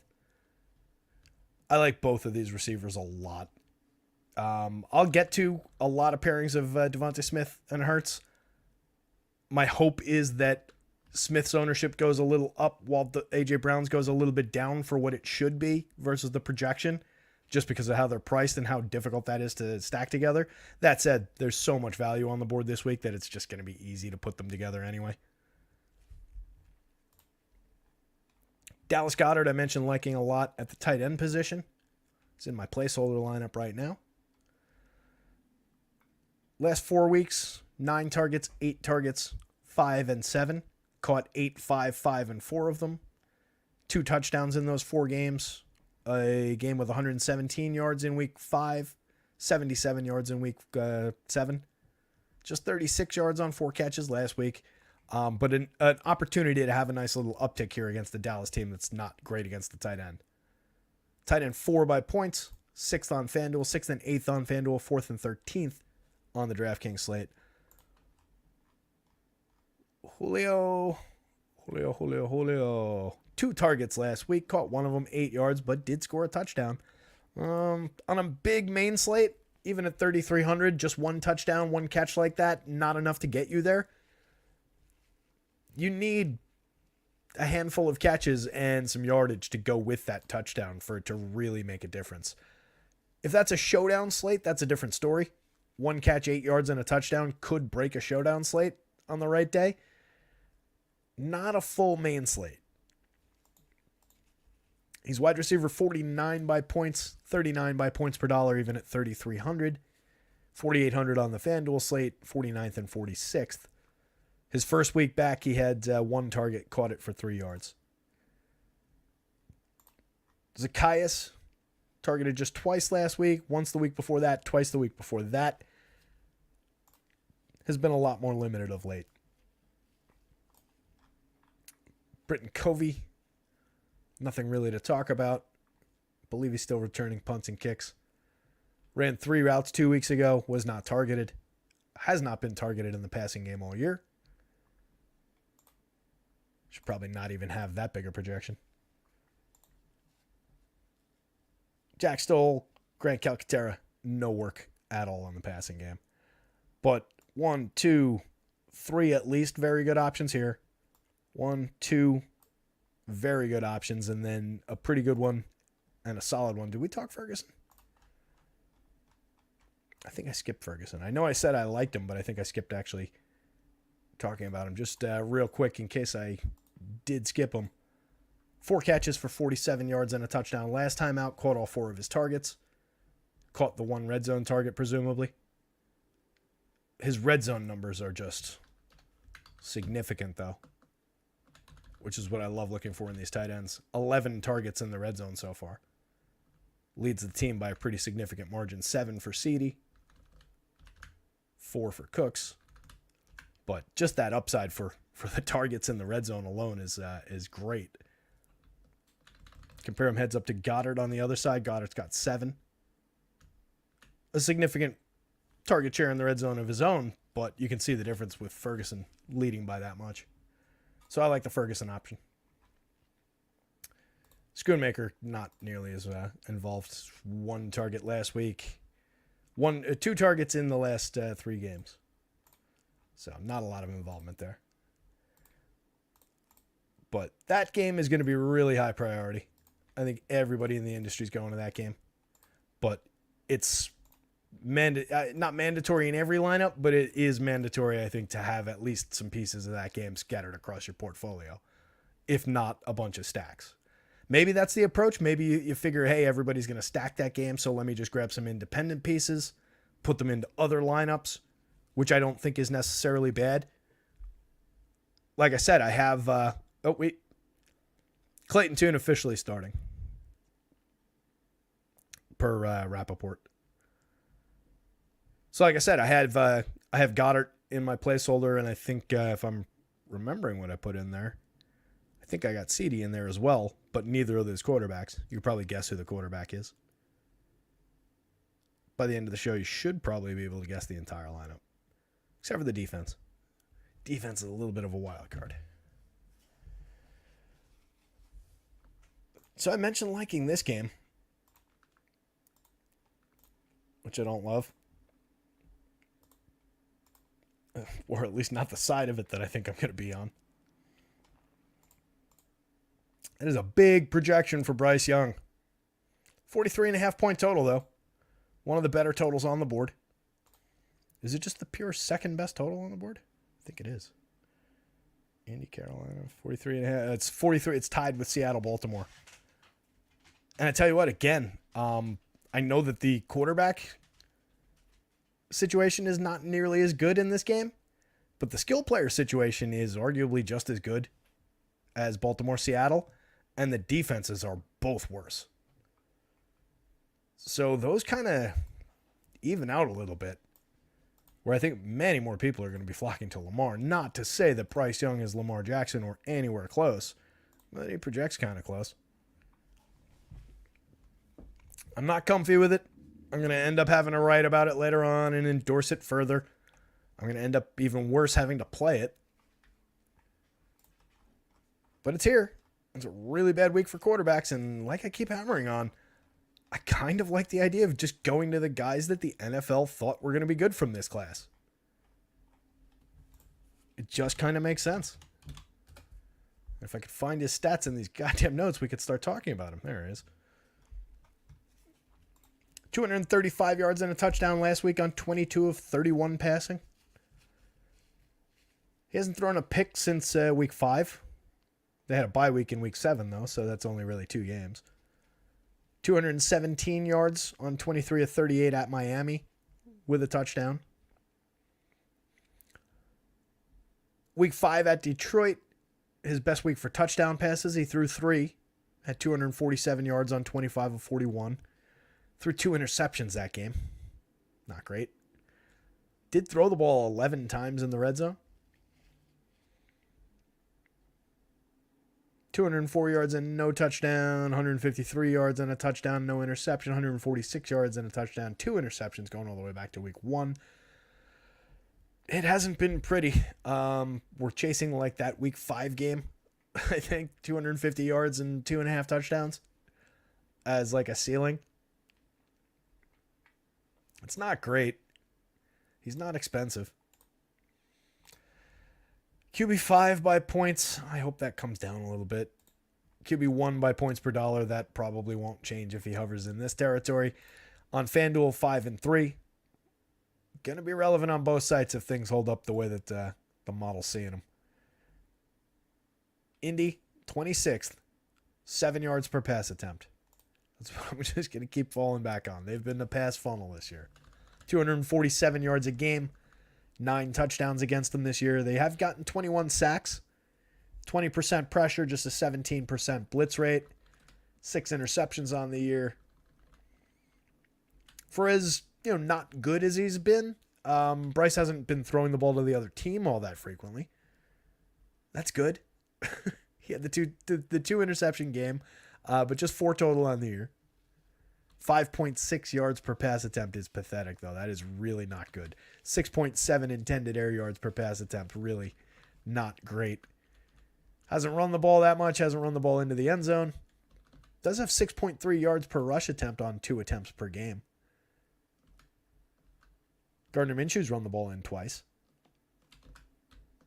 He ranks his quarterback 13, 12th by value, 14 and 12 on FanDuel, 5,200 on DK, 6,500 on FanDuel.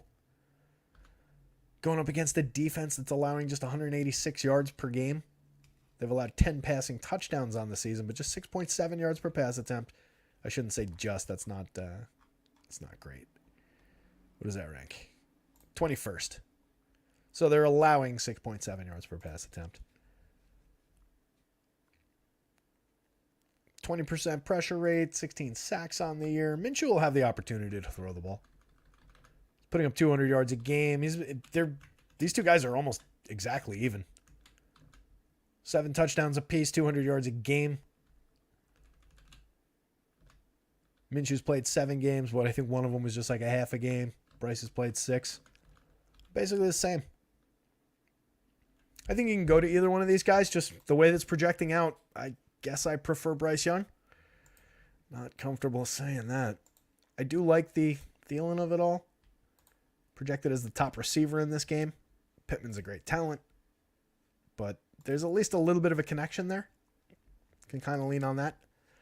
Chuba Hubbard getting the start for Carolina this week. Has been primarily with Miles Sanders backed up, but officially was named the starter earlier in the week.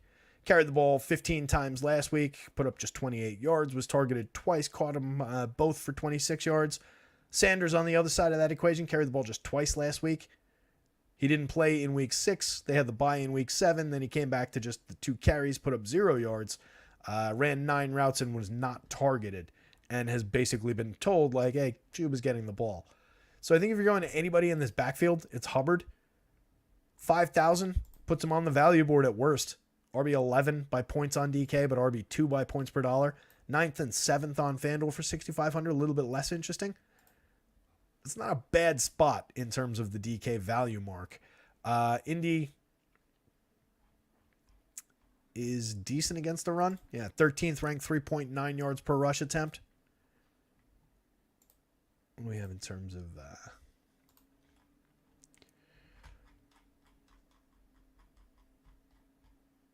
just see the... if there's any good note against the advanced stuff.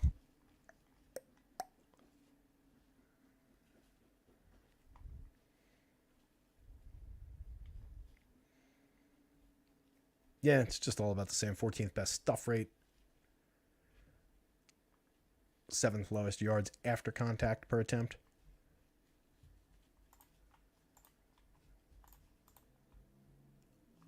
So, some Chuba Hubbard is definitely fine for the value-based pricing, more primarily on DK, but he's in the single digits in terms of the rankings on FanDuel too. So, definitely going to be involved.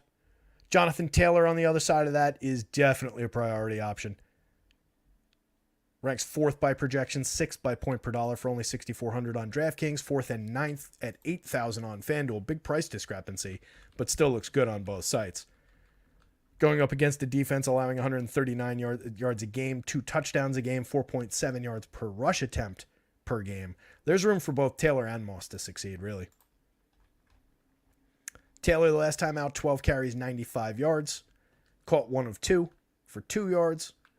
18 carries in week 7. Scored a touchdown, 75 yards. Caught 3 of 4 passes for another 45. opportunity to put up a pretty significant score here. But at the same time, like I said, Zach Moss might be trailing in terms of the total snaps. Last week, Taylor outsnapped him 41-26. Week before that, it was 33-34, though. And the carries, Taylor carried the ball 12 times. Zach Moss carried the ball 11 times. Moss was targeted once. Taylor was targeted twice last week.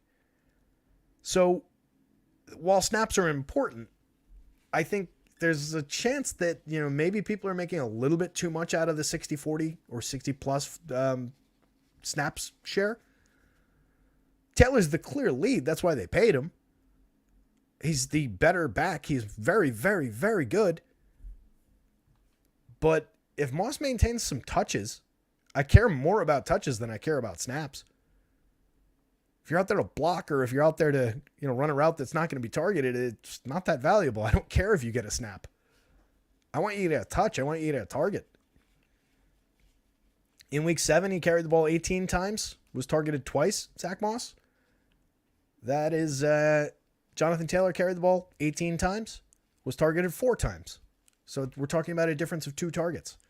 33 snaps to 34 snaps. Moss outsnapped them by 1. I do think that Taylor continues to lead in snaps after last week and going forward in probably a 60-40 sense. Maybe even a little bit more. But if they're giving Moss the ball 10 to 12 times, there's potential there, especially against a defense this bad. So for 5,800, RB 15-17, 6,700, RB 16-17, I think he's in play for a few tournament darts at worst. Blackshear, Trey Sermon, there's nothing there.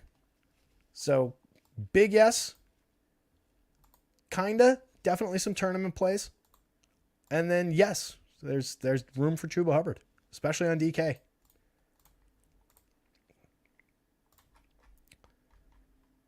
Touched on the connection with Thielen. Since week 3, his catches have been 11, 7, then 11 in weeks 5 and 6 both. And then a bye week, and then 8 catches coming off the bye.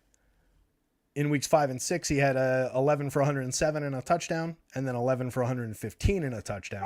He's got 4 touchdown catches on the season. Joker's going bananas in the other room now. At least he's in there. His target shares have been the last 3 weeks, 13, then 13, then 11. He's the clear number 1. DJ Shark is banged up. What's the latest on DJ?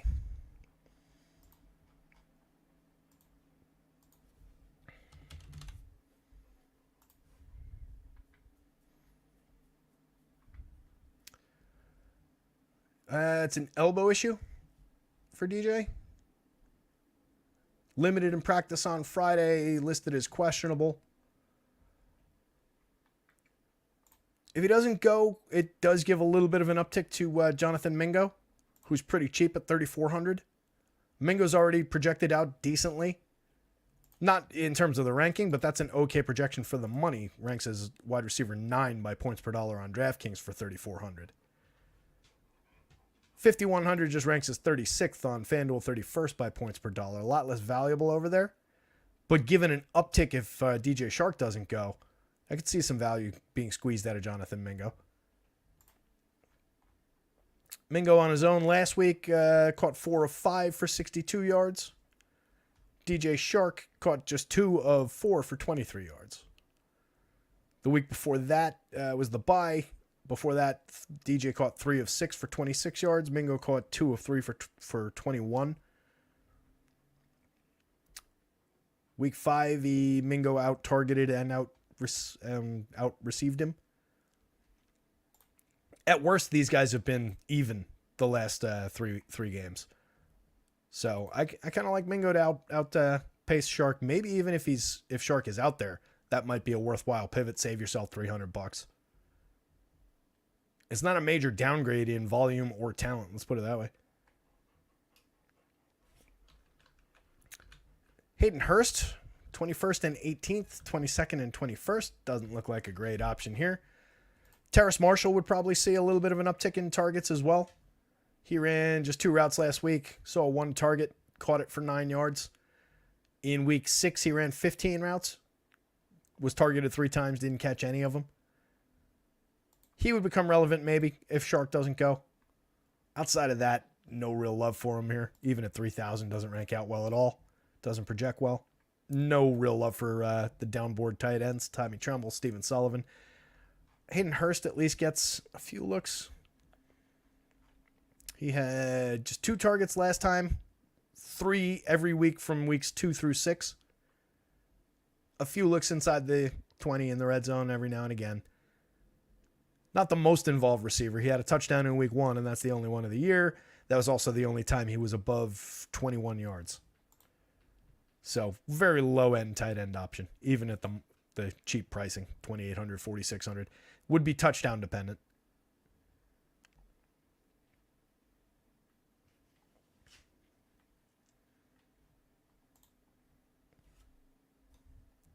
Cujo doesn't hate Bryce Young this week. I might hate him, but I'm going to play him. Let's put it that way. Or I hate that I have to play him. I don't hate him. I don't know enough about him to hate him or love him. I haven't liked what I've seen at his quarterback play, but it hasn't been in my lineups, so it hasn't really impacted my day. It's going to impact my day this weekend.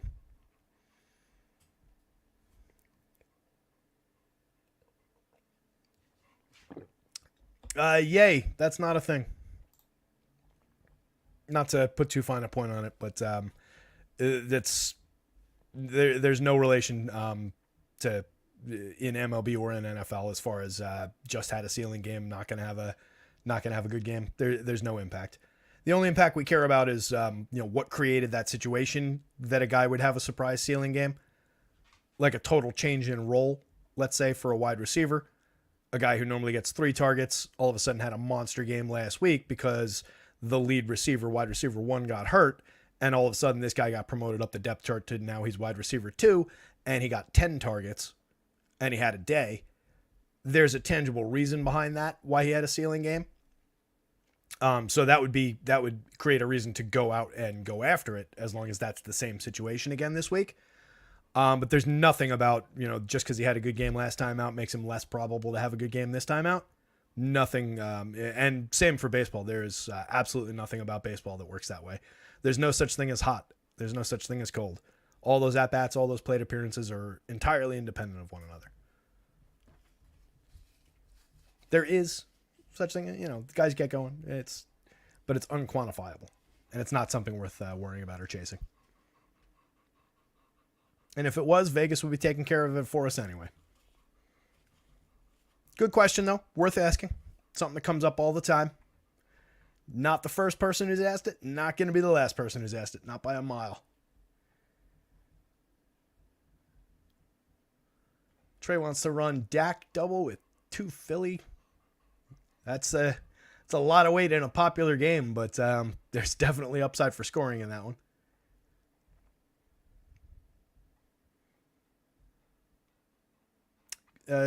Trey's saying per Evan Silva, Tommy Tremble's going to take over tight end 1 over Hurst. Okay. What did Tremble get last time out? Hadn't spotted that, but that would be a worthwhile note. 3 targets last time out, caught 2 of them, 4 yards and a touchdown.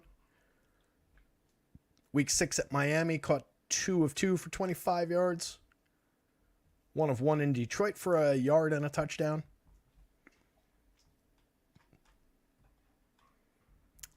I mean, if we have reason to believe that he's stepping into the 3 to 5 targets that are available at the tight end spot, if you want to go to a tight end, if you want to differentiate a Carolina lineup, then sure.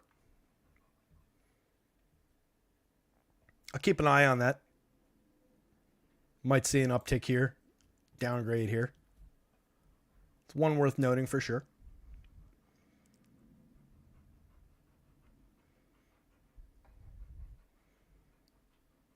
Yeah, you got it. Yeah.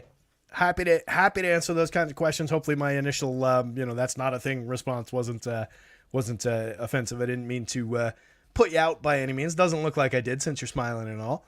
But hopefully the answer makes sense. And it is something that, again, a lot of people think that way and tend to do in DFS. So especially when it's something that people tend to do, Anytime you can get away from a bad idea, bad habit that people chase, just gains you additional advantage. Not only are you not making the mistake anymore, now you're playing against people who are making that mistake. So it is just always good to ask those kinds of things. Really don't know. Just have his up while you go through the games. Yeah, no, Trey, that's anything you see like that, buddy, shout it out. And, definitely always worth considering. And Trumbull's at the worst gotten the ball in the end zone a couple times lately for very cheap prices. It would probably only be like a large tournament alternative in my 10th, 12th iteration of a Carolina stack. Maybe I start going to Tommy Trumbull because I wasn't really looking to Hayden Hurst all that much anyway at a slightly higher projection. So even if that role has flipped, I'm still prioritizing probably, Thielen certainly, and then Shark if he's in, Mingo, to a lesser extent, Terrace Marshall. On the other side, you've got Downs questionable. Pittman is a absolute monster in that offense. 8 catches last time out, scored a touchdown, just 40 yards, targeted 13 times though. 2 of the last 3 games, 14 targets and 13 targets with a 5-target game in between. In the 5-target game, though, he caught 2 of them for 83 yards and a touchdown. Has that kind of game-breaking ability even on limited catches. 9 catches for 109 the week before that. Tons of volume. That's his only 100-yard game on the year. Those are 2 of his 3 touchdowns. The other one came in week 1. There were 2 games with limited targets in between. 2 games where he just didn't rack up the yardage despite getting a bunch of catches early. I would suggest that it's not Pittman's fault, any underperformance here. Probably more situational. Ranks 9th by fantasy point projections. 23rd points per dollar on DraftKings. 7th and 9th. Looks better on FanDuel for 73.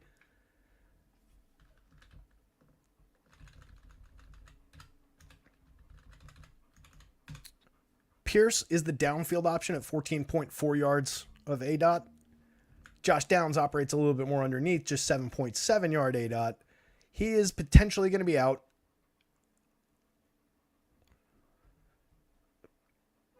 Pierce probably remains the home run threat there in that situation, though. And it might be a spot where we see Isaiah McKenzie take a step forward. Ideally, we just get Downs, and we don't have to worry about that kind of a thing. Who else is on this receiver depth chart? Is there somebody else I ought to project if that doesn't go?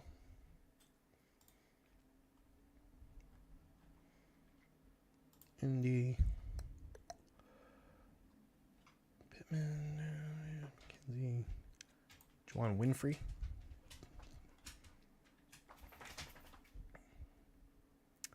Winfrey had 1 target on 3 routes last week. That's pretty much it all season. Doolin's on the IR. So that's it.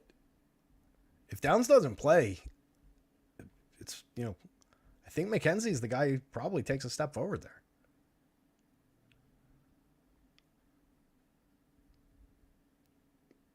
Which is weird because he hasn't really had any kind of volume. 4 snaps, 9 snaps, 5 snaps, playing on special teams more. 2 targets in week 6, no targets each of the last 2 weeks. Had a rushing attempt in week 7. Let's just hope that Josh Downs is out there. Downs had, it's a knee issue. Limited practice on Thursday, limited on Friday. It's a 4 o'clock game. Yeah, that's definitely a spot to keep an eye on. I don't know that we go running out for shares of Isaiah McKenzie at 3,000, playing with Gardner Minshew. It might just lead to, I'll take my Pittman and Minshew stacks. I'll take a couple Pierce stacks, and then I'll go about my merry way. Drew Ogletree, Kylan Granson, splitting the tight end duties.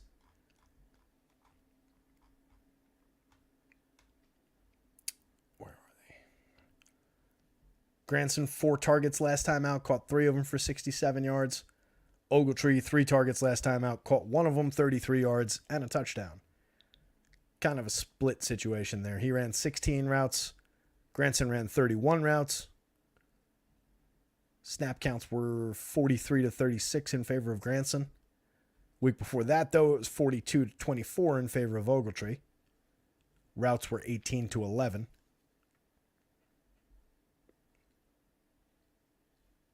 Oh, am I looking at... I'm sorry. That's week 7. Granson was out the last 2 weeks. I was looking at weeks 6 and 5 of his versus 7 and 8. So forget what I said about the head-to-head there. Is Granson still got an injury designation that I missed?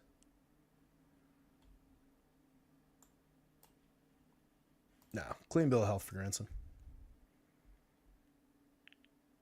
Concussion protocol. All right, so he's back. He was out the last 2 weeks. So that's probably a little bit low then on him. This is probably another one that I need to fix the targets.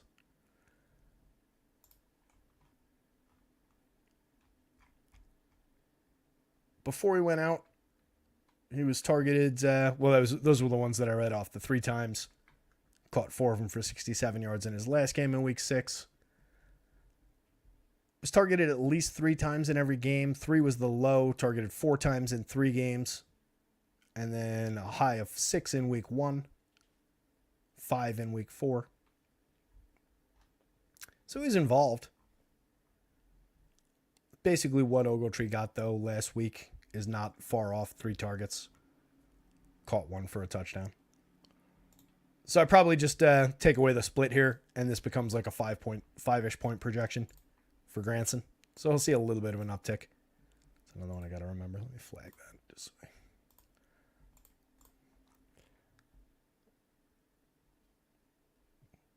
No real love for anything else down the board there. And really, at the tight end spot, I don't really need to go to it that much. I oddly like the Carolina passing game a little bit better here, which does not make me comfortable. Wow, we need to hit the gas pedal.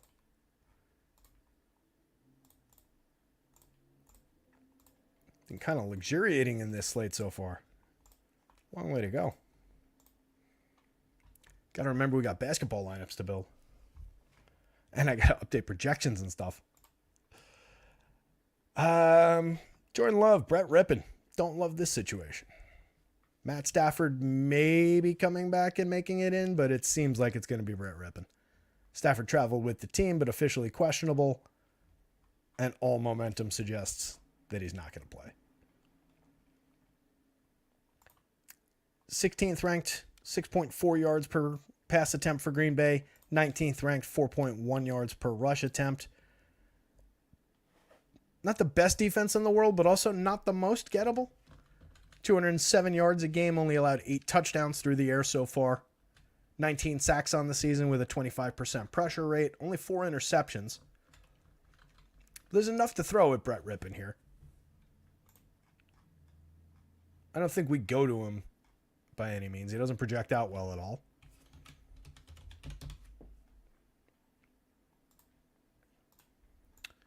He threw 10 passes at Dallas last week, completed 5 of them for 42 yards.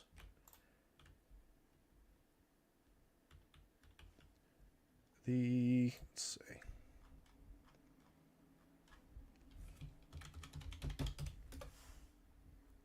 All right, why didn't that work?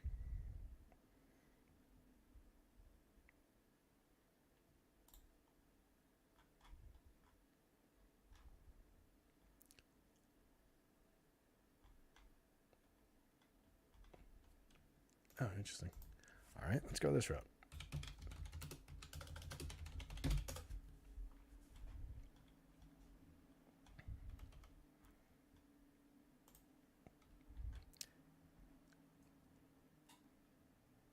For his career,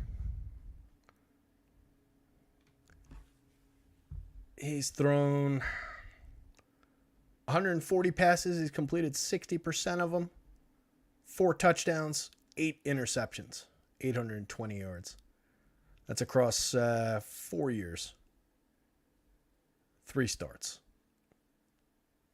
9 total games, 3 starts. 2-1 as a starter. I really don't think that's something we want to prioritize.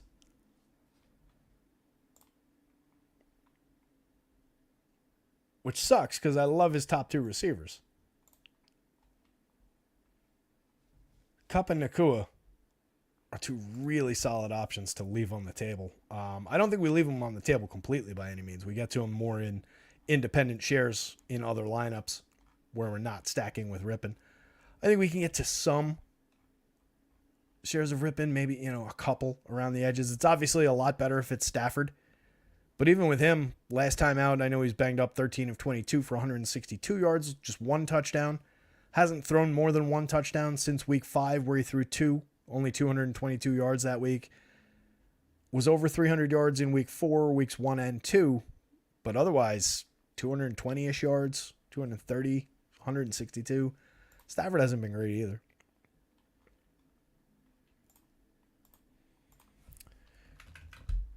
Jordan Love on his side ranks out as QB 12, 13th by value. 297 yards a game being allowed by Los Angeles through the air, though. That is significant. 12 passing touchdowns allowed on the season, 6.6 yards per pass attempt. 23 sacks with a 20% pressure rate. They're getting to the QB a little bit. But Jordan Love's mobile enough. He's thrown 11 touchdown passes on the year, only 213 yards a game, and only completing 58% of his 33 pass attempts. 6.4 yards per pass attempt. He hasn't been great outside of the touchdown volume, but the fact that he has thrown a handful of touchdowns has kept him relevant in some fantasy spots. He's rushed in for 2 more.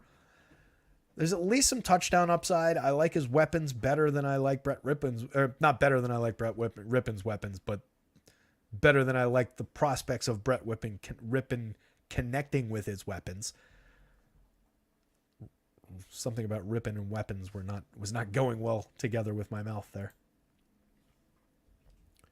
So I think if I had to choose a stacking situation here, it would probably be Love and his skill players, but not my favorite. Aaron Jones has been pretty limited so far this year. He projects out okay, though. RB9 on DraftKings, RB10 on FanDuel. Okay for points per dollar at 6,200, 6,400. Going up against the team allowing 4.1 yards per rush attempt. Same on both sides. 93 yards a game versus 132 yards a game, though. Both teams allowing a touchdown or more on the ground per game. So maybe a little bit of reason to consider an Aaron Jones. Maybe a little bit to look at Darrell Henderson or Royce Freeman.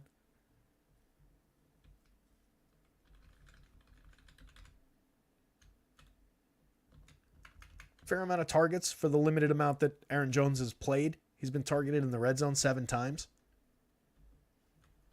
4 targets a game. He's the prominent receiving back. He's also the lead back when he's healthy. A.J. Dillon just not that good. Didn't do anything to seize the role while Jones was banged up and never really has anytime he's gotten that opportunity.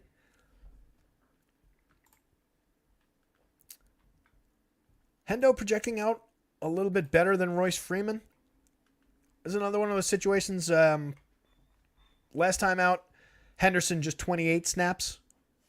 Freeman got 30 snaps. So if you're going and reading some analysis articles around the industry, people might say, Freeman got X percent of the snaps while Henderson got Y percent of the snaps. And it looks dramatic, and it looks like all of a sudden they started favoring Freeman. But really, Henderson's snaps total was down from 36 to 28. But as compared to Freeman, Freeman went up from 26 to 30. But it was a 28 to 30 share. It's not like it was crazy different.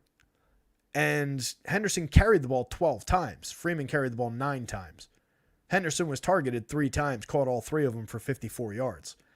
Freeman wasn't targeted. Freeman ran 15 routes, but he wasn't targeted. Henderson was targeted 3 times on his 12 routes. So, again, I care more about touches than snaps. Henderson touched the ball more. I still think it's fairly clear cut that Henderson is the lead guy. Maybe it's slighter than it used to be, but it's there. Freeman put up 44 yards and a touchdown on his 9 carries. He was good. The week before, he had 12 carries for 66 yards. Henderson had 18 carries for 61 and a touchdown. Henderson was targeted twice on 14 routes. Freeman was not targeted on 8 routes. So again, I think the volume slightly favors Henderson in terms of touches. Forget about snaps. It's all about touches. If they don't put the ball in your hands, it's very difficult to put up fantasy points on offense.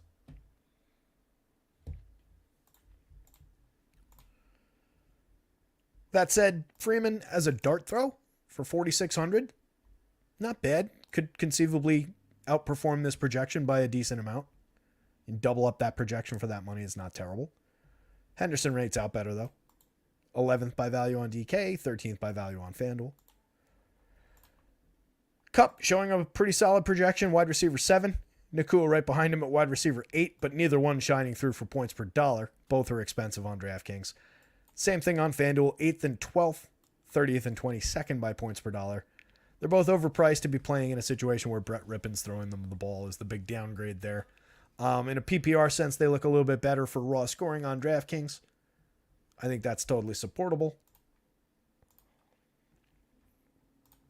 As far as the downboard receivers, Tutu's just lost too much volume. Tutu's the guy that took kind of a hit here. He went to just 4 targets last time, 2 targets the game before that, 1 target the game before that, 1 catch, 2 catches. Had a touchdown in there, but a lot more limited than he was. And then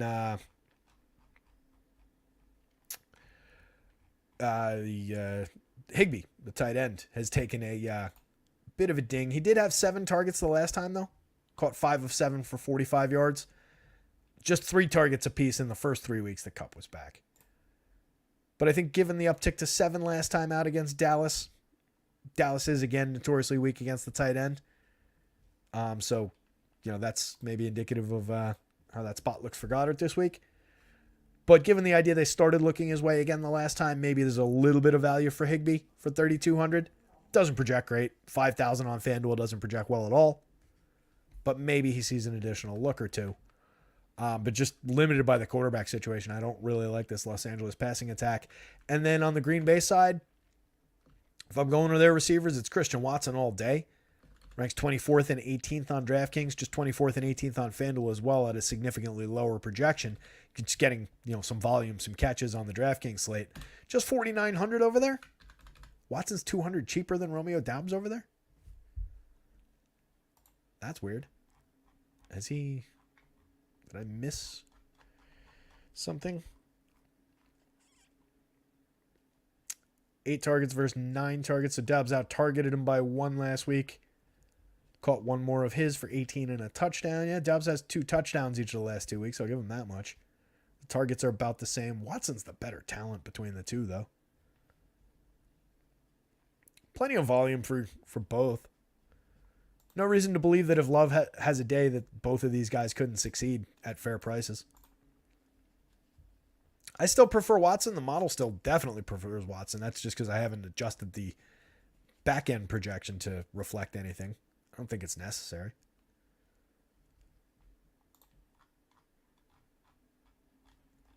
Luke Musgrave, 3 targets the last time out. Caught 2 of them for 9. Caught 4 or 5 for 30 the week before that. No touchdowns yet this year. But definitely getting some action in the tight end position. Tight end 11, 8th by value at 3,300 on DraftKings. 11th and 9th on FanDuel. Not really getting a discount on him. Better option on the DraftKings slate.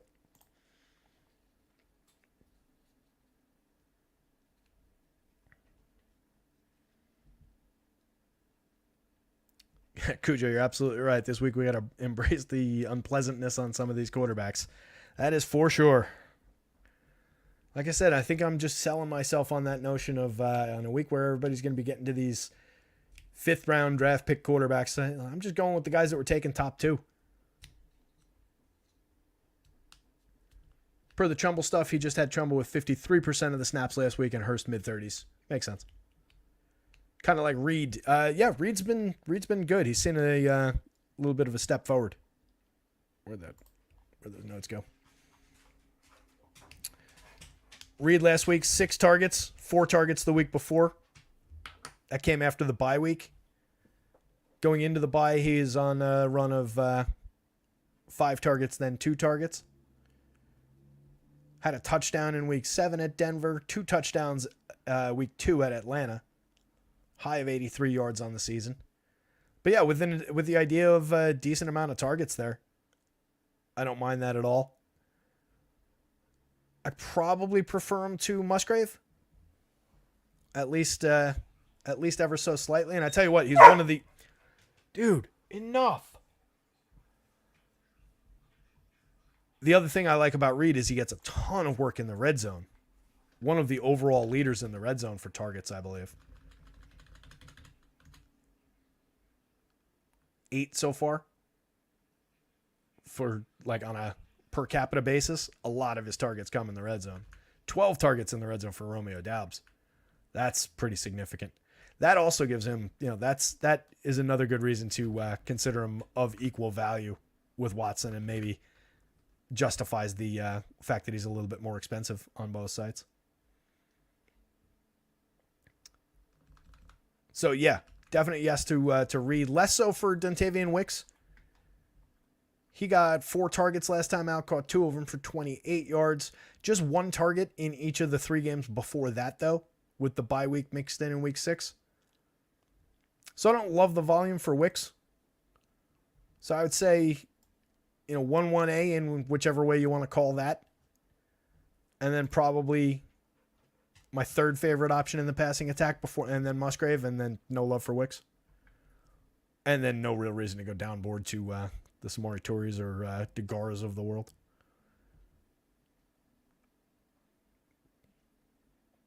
And then on this side, it's Kupp and Nakua all day. Whoops. Kupp and Nakua all day for any shares that you're going to over there. 10 targets last week for Kupp. Caught 4 of them, just 21 yards. Just 29 yards on 2 catches in week 7. Targeted 7 times. First 2 weeks back were great. 118 yards, no touchdown. 148 yards, 1 touchdown on 8 and 7 catches, 12 and 9 targets. But Nakua's been right there, even with Kupp back. Week 5, Kupp had 12 targets. Nakua had 11. Week 6, 9-7 Kupp. Week 7, 12-7 in favor of Nakua. Last time, 10-7 in favor of Kupp.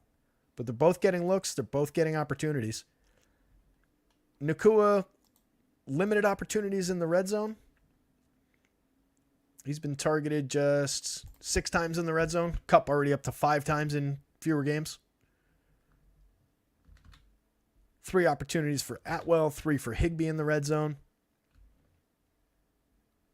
Not throwing the ball a ton in the red zone here for Los Angeles. That's why Stafford didn't have all that many touchdown passes on the year so far. And with a potentially more limited quarterback situation, becomes a little bit more problematic. A lot of yards available, a lot of catches available for these two. The touchdowns through the air have been more limited.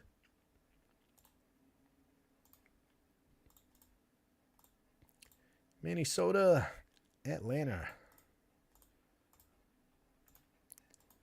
I briefly lived outside of Atlanta when I was a kid. Roswell, Georgia. Not to be confused with Roswell, New Mexico, where the aliens are.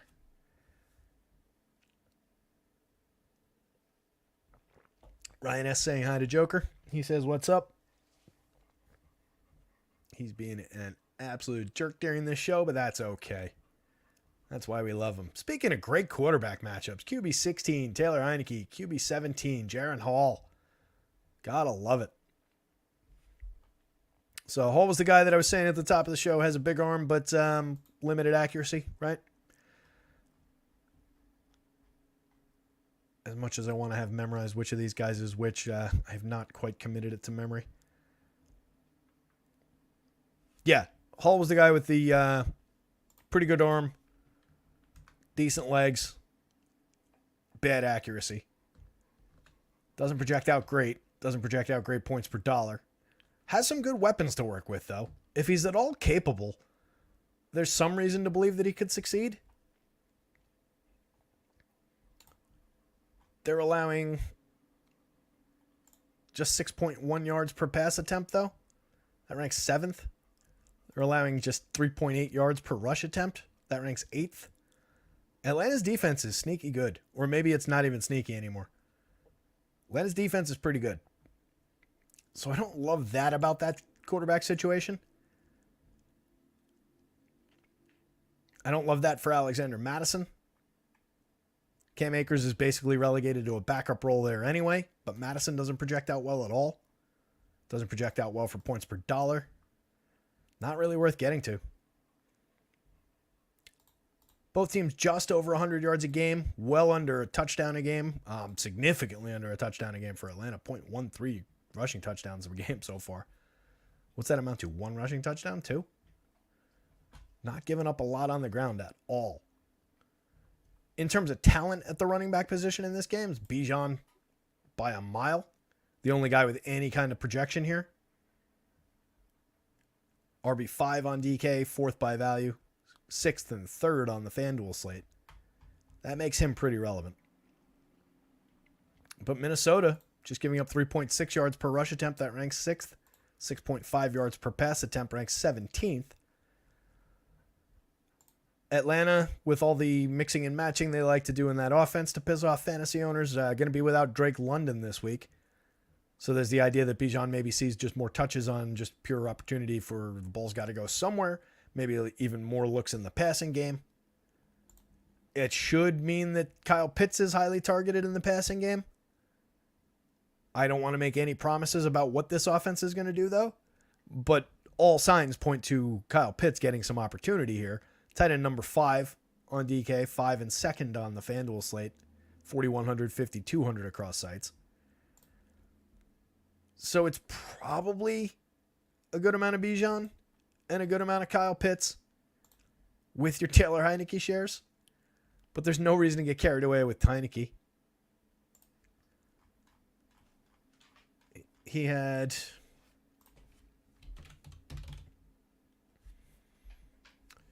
12 of 21 last time out for 175 yards and a touchdown, 8.3 yards per pass attempt, filling in last week at Tennessee against a bad pass defense. Against a good pass defense, or excuse me, against an okay pass defense. I don't know. It's not a spot I want to get too crazy about, especially with limited wide receivers. His wide receiver 1 is going to be Van Jefferson. Nominally it's Kyle Pitts, and then probably Jonnu Smith, honestly, because Jonnu's getting a decent amount of targets. But then we're talking about Van Jefferson. They might swing Cordarrelle Patterson out there a few times for some catches. Kadarius Hodge, Mac Hollins, Scotty Miller. These aren't like the luminaries of the wide receiver position. Trey's calling for some Heineke magic. Uh-oh.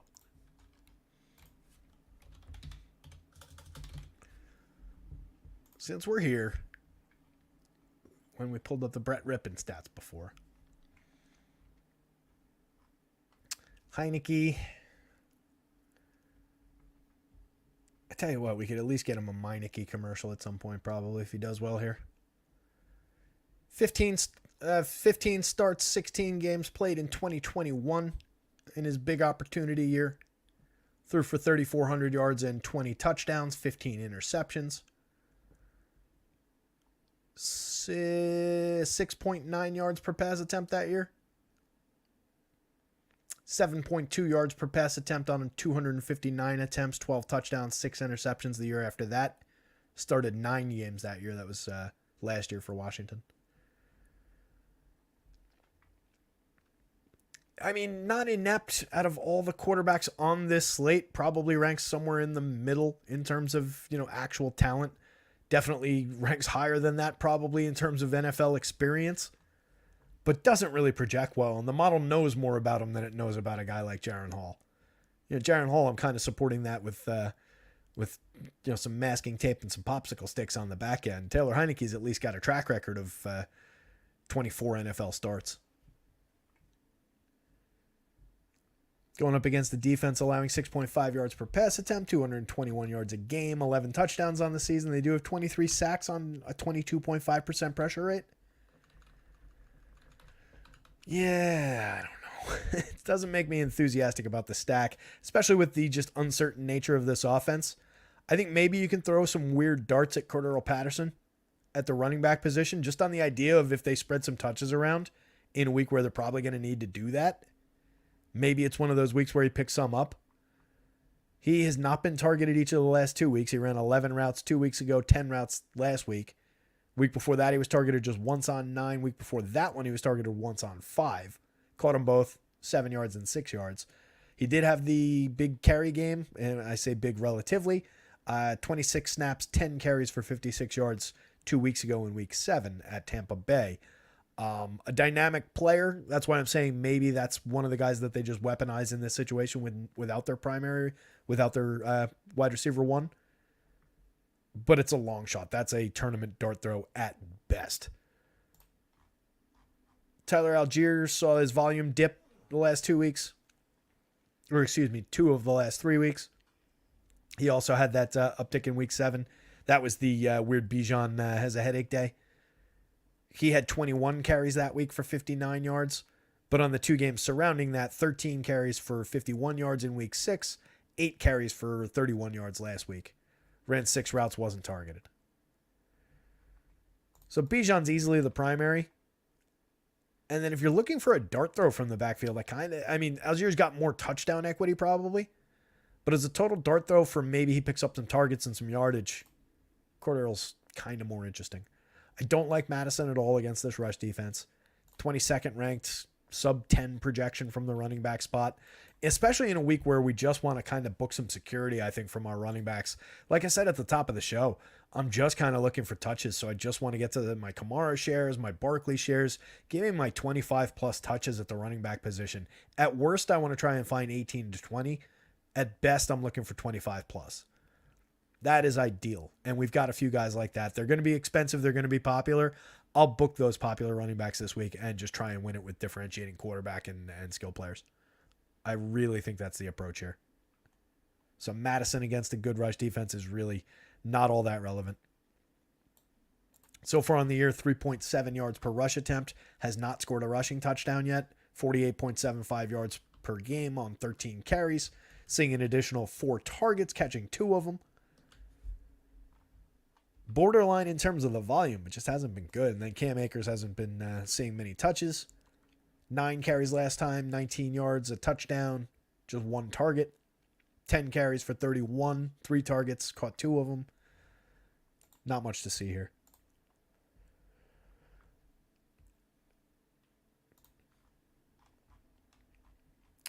Pitts, as I said, probably going to be the nominal 1 here. 6 targets, 5 targets, 5 targets the last 3 weeks. Hasn't cracked 50 yards, but caught 4, 3, and 3. Had 87 yards in week 5 on 7 catches, 11 targets. That was his high point of the season. Just 1 touchdown. He scored it in week 6. Jonnu Smith was taking some of his volume away. That said, he only got targeted once last week on 29 routes run. 3 targets on 18 routes the week before that, 5 on 31, and 7 on 24 going back to week 5. Was catching a handful of balls, also has a touchdown on the season. I think John is going to be involved as a dart throw tight end.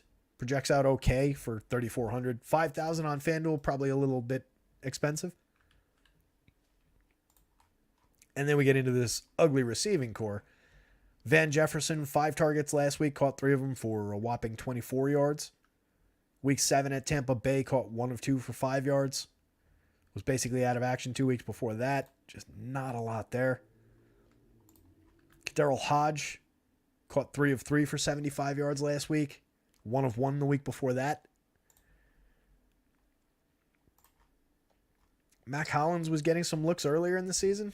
3 targets last week, caught 2 for 27. 4 targets in week 6 on 10 routes run.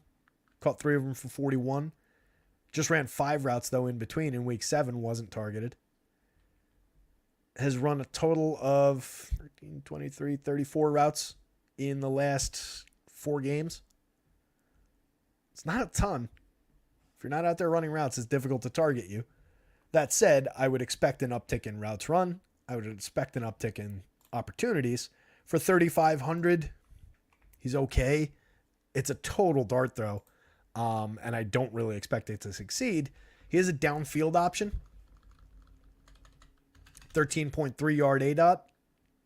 Daryl Hodge also operates downfield, so does Van Jefferson. So is the opportunity for any one of these guys to take a home run ball. But we're pretty limited. Heineke can deliver the ball that deep. Maybe as like a sneaky deep passing home run type of attack. Your Van Jefferson plus Mac Hollins kind of a stack. Your Van Jefferson plus Hodge and Hollins together. If you want to go the Heineke route, I guess that's the way you're going. But it's not that comfy. I prefer the receivers on the other side. Hawkinson's a very, very good tight end. Grades out as tight end 1, tight end 4 on DK. One's across the board on the FanDuel slate. This might need to cool off a little bit, though, given who's throwing him the ball. A little concerned about that. But he's a target monster. 6 red zone targets on the season. Drawing 7.03 yards per target. Getting targeted 9 times a game. 7 targets a game for Jordan Addison. He's seen an uptick in productivity since Justin Jefferson went out. Addison, the last couple of games, 7 catches each of the last 2 games. Has touchdowns in each of his last 4 games, including 2 touchdowns in week 7 and 123 yards on 10 targets, 7 catches. He's been really good over the last 4 weeks. KJ Osborne caught 8 balls for 99 yards last week on 10 targets, 37 routes run. He's also a guy who's out there running a ton of routes, drawing a fair amount of targets. 5, 4, and 5 catches the 3 weeks before that 8 catch outburst. That was his only time above 50 yards all season. That was 99. He got well above 50 in that game. He's only got 2 touchdowns. Both of them came weeks 2 and 3. But definitely the third target in the passing attack, second best wide receiver target. Brandon Powell, 3 targets, caught 1 of them for 10 yards last week. Had better weeks 3 weeks before that in a row. 4 catches, 3 catches, 4 catches. Peaked at 64 yards in week 7. Hasn't scored a touchdown. Does have some ability. Doesn't project out great, but a little bit of ability. A decent, just 7.6 yard ADOT. 11.2 air yards per catch, but just a 7.47 yard ADOT. Addison leading the team at a 9.27. Nobody with a double-digit average depth of target. If you're stacking Minnesota, which I think you, in limited shares anyway, can probably do, especially when we're spreading around some of those stack and quarterback shares. Hawkinson, Addison, easily the primary weapons. But I wouldn't skip Osborne too many times, or I would make sure to get to a handful of Osborne shares. And even some Brandon Powell darts. I don't think we're going as far down as N'Keal Harry. 2 routes run last week. Was not targeted. Hasn't been targeted all season. Has run a total of 3 routes. Probably doesn't even deserve the 0.21 that we're giving him in fantasy points. I think that's the absolute bottom of the board. Ugh, Giants in Vegas. We all know this one's just like all Saquon and Vegas, right? Do we have to go to Danny Dimes? Please tell me we don't. I know we do because he ranks out fairly well. I hate that situation. Not at all happy to have a relevant Daniel Jones. Don't expect it to succeed at all. Had one good game. That was the week 2 game when he looked pretty good.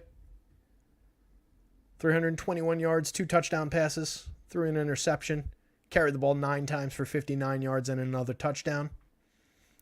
Outside of that, he's been absolutely awful. Awful. Not even like, oh, he plays with bad wide receivers, he's got a nothing offensive line, blah, blah, blah. He is just bad. I've watched this guy enough. He is not a good quarterback. I know he has a okay completion rate and one of the advanced completion rate metrics and blah, blah, blah. Doesn't throw the ball downfield capably at all. It's just not working. Have I put enough of I'm going to look on this that I can get it to be a good Daniel Jones game. Hopefully. 27th ranked 4.5 yards per rush attempt allowed by Las Vegas so far versus an 11th ranked 6.3 yards per pass attempt allowed. I think that just justifies just overloading Saquon shares. Take the 30 touches a game that they've been giving him since he came back and just run with it. Because even if you get to your Daniel Jones, even if you get him at low ownership, like he's throwing to Wan'Dale Robinson, Darius Slayton. He doesn't even have Darren Waller this week. He's got Daniel Bellinger. Jalen Hyatt's been awful. Hodgins has been bad. There's just nothing to work with here. It's so limited. You're hoping you have to have the rushing touchdown basically because he's only going to throw a maximum of 2 touchdowns. He's only done that once this season. By the way, in his 5 games played, those are his only 2 passing touchdowns. He's thrown 2 interceptions twice this season. He's thrown 2 touchdowns once this season. He's got a total of 6 interceptions and 2 touchdown passes. It's not good. The running's even limited. 13 carries for 43 yards, 9 carries for 59 and the touchdown. That's his only rushing touchdown on the season. Week 3, just 2 carries for 5 yards against San Francisco. Week 4, 10 carries for 66, no touchdown. That was against Seattle. And then 4 carries for 24 in the Miami game that he came out of. It's just not great. Does rank out well. The projection's fine. I don't like where he's at. Hopefully Vegas comes down or something that lowers it. Not that the Giants are favored in this game. With all the chaos going on in Las Vegas, the Giants still underdogs in this game. Aiden O'Connell taking the reins out in Vegas. In week 4, 24-39 for 238 yards, no touchdown, threw an interception. The best thing I think we can say about that game is how frequently he targeted Davante Adams. In that week 4 game, Davante was targeted 13 times on 37 routes run, caught 8 of them for 75 yards. That was his second highest target total of the year, behind the 20 times that he was targeted in week 3. So hopefully there's a little bit of connection there, and he just starts going back to Davante Adams. I think O'Connell's playable. No real reason to believe not. 10 of 13, filling in last time out.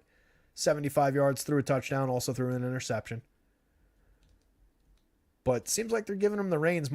As I was saying at the top of the show, though, my lingering fear, though, is that Pierce just kind of approaches this game as I just want to secure a win in a spot that it seems like I should get a win. And I'm just going to feed Josh Jacobs the ball 25 times. And he's going to run all over this Giants defense. I really like the spot for Jacobs. 6,900 projects out great. RB3, RB7 on DK. 3rd and 2nd overall on FanDuel. You can see Saquon, though, right there with him. RB2. So RB3, RB2. 10th by value for 7,900 on DK on DraftKings. 2nd and 10th on FanDuel as well. I love the options. I like, even as a head-to-head, I don't mind having both of these guys in your lineup, just given how much these teams give up on the ground anyway. Both teams giving up more than a touchdown a game, well over 100 yards a game, 4.5 yards per rush attempt given up by the Raiders, 4.8 yards per rush attempt given up by the Giants. There's plenty of opportunity here for touches, tremendous amount of volume going through the rushing game. Both of these guys could have a day with a pair of touchdowns, good yardage totals. Just burns the clock out, quick game, not a lot of passing. Thank you very much. I could see both teams approaching it that way. That said, like I was saying also at the top of the show, Davante, they're not going to come out here and not target him after how much noise he made coming in with the quarterback and the coaching change and all of that. Like, they're going to throw the ball to Davante at least 10 times in this game. I'd be stunned if they didn't give him a pretty good chunk of volume. The nature in which those passes are delivered is up for debate. The number of times he comes down with them, you never know, obviously. But given how some of those balls were thrown to him last week, it can't get much worse. Caught 1 of 7. Several of them were just completely uncatchable in open situations that would have led to monster fantasy scoring, I'll add. Just 11 yards last week. Hasn't been over hasn't been. He had 57 yards on 7 catches in week 7. Was below 50 yards each of 2 weeks before that. Just basically one Davante Adams game this year. 13 catches, 172 yards, and 2 touchdowns in week 3. And then had the 75 yards and 8 catches playing with O'Connell in week 4. It has not been a profitable season for people who drafted Davante Adams early in season long.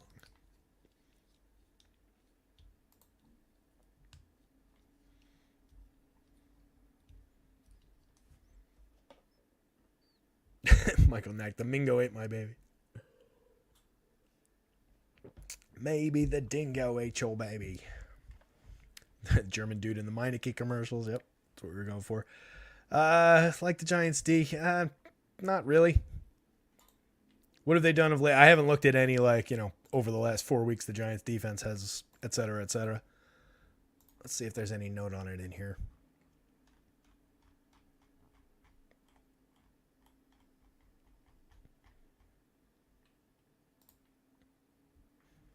I mean, I think if you had to say, outside of Saquon, what's the best part of the Giants, it's probably that defense. But that I don't really like it. Yeah,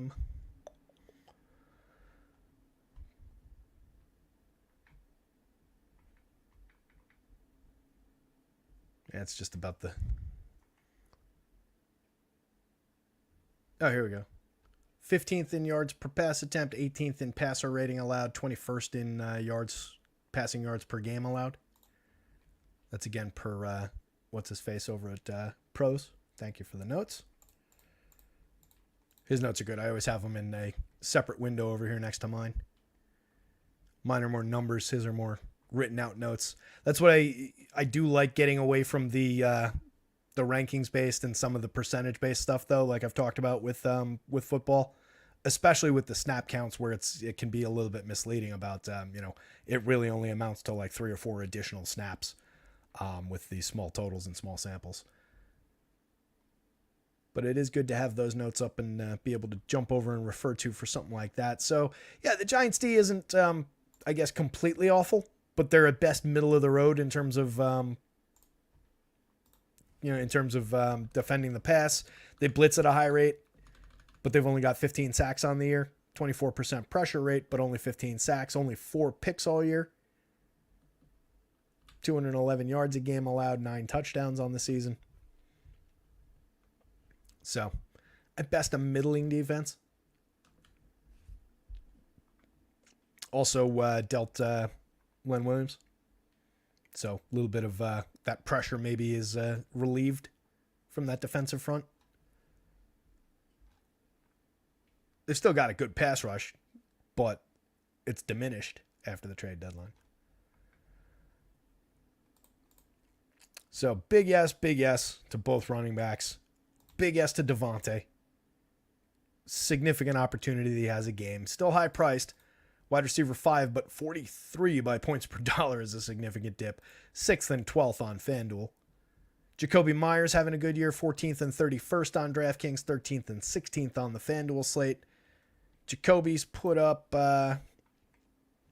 just 1 catch for 19 yards last week, but had 5 catches for 61 in week 6, 7 catches for 50 in week 7, and 7 catches for 75 in week 5. I don't know why I read them in that order. 3 touchdowns across that span, 1 in each of those games. 10 targets, 7 targets, 13 targets. Just the 1 target, 1 catch last time out, but highly involved all season long. Has 5 touchdowns on the year. Red zone targeting. He's got 11 red zone targets to Adams' 16. It's really a significant 1-1A in this passing game. Hunter Renfro's been basically entirely ignored all year in this passing game. He's getting 2 targets a game as the nominal 3 in that passing attack. Mike Mayer drawing 2 targets last week, 4 the week before, 6 before that. Had a good game in week 6, 5 catches on 6 targets, 75 yards. That was his peak for the season by a wide margin. That doubled up his previous total. It's really these 2 guys and Jacobs when we're going to Raiders. I don't even really love the Hunter Renfrow darts. I used to like Renfrow as a dart throw kind of a guy, but it's really not been there at all this season. Downboard from that, there's really not much. Renfrow did see an uptick to 4 targets last week, 3 targets the week before, caught 2 of them each week, 14 yards and 19 yards. Has not been over 25 yards all season and has not scored a touchdown all season. His average depth of target is just 8.5 yards. It's not been good. Trey Tucker, no targets last time out. 3 targets on 26 routes run the week before that. 2 targets on 18 routes the week before that. At best, a very large field dart throw that doesn't project well at all and probably isn't at all worth going to. So, again, it's really these two and Josh Jacobs. On the Giants side, it's Wan'Dale and Darius Slayton, but they're not good. Wan'Dale targeted once last week, didn't catch it. Ran the ball twice for 17 yards. Targeted twice in week 7, caught one of them for 22 yards. Had a good game in week 6, 8 of 8 for 62. Did step into basically the lead role. Since coming back, 5, 6, 6, and 8 targets, and then the 2 clunkers, 2 targets and 1 target. Slayton, 2 targets each of the last 2 weeks. Since Wan'Dale came back, he's been out-targeted by Wan'Dale in every one of those weeks, except for... Nope, every one of those weeks. No, I'm sorry, except for last week. He out-targeted Wan'Dale 2-1. Slayton has not scored a touchdown. Slayton has not been over the 69 yards that he put up on the 4 catches in week 6 at Buffalo. Wan'Dale has not scored a touchdown. He's not been over the 62 yards that he put up in week 6 in Buffalo. Both of those guys had an okay game that week. Jalen Hyatt's best games, 2 catches in week 2, 2 catches in week 7, 89 yards in week 2, 75 yards in week 7. In between, just another 5 catches across their 6 other games for 31 yards. He runs a fair amount of routes, or at least was. Last week he dropped down to just 13 routes. 1 run was not targeted.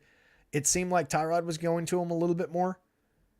22 routes in week 7, he was targeted 5 times. 32 routes in week 6, he was targeted 4 times playing with Tyrod. Had 2 of his better games for volume. Before that, he was targeted just 5 times all season. So now that we're going back to working with Daniel Jones, who has no ability to stand tall in the pocket and let a downfield receiver develop anything, let alone get him the ball when he does, I think it's pretty weak. So Jalen Hyatt, very, very thin. Isaiah Hodgins, we're getting even thinner. Hodgins has not been over. He scored a touchdown and put up 40 yards in week 2 on 4 catches, 5 targets.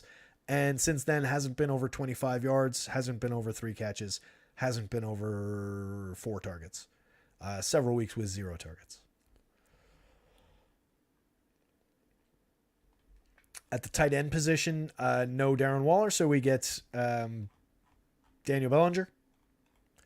And that's not good for the Giants passing game. Where the hell is Daniel Bellinger? There he is. 1 target last week, 0 and 0 the 2 weeks before that. Basically maxed out at 1 target all season. Play snaps, just more of a blocking tight end in their normal schemes. Ran 14 routes last week, 12 routes the week before that.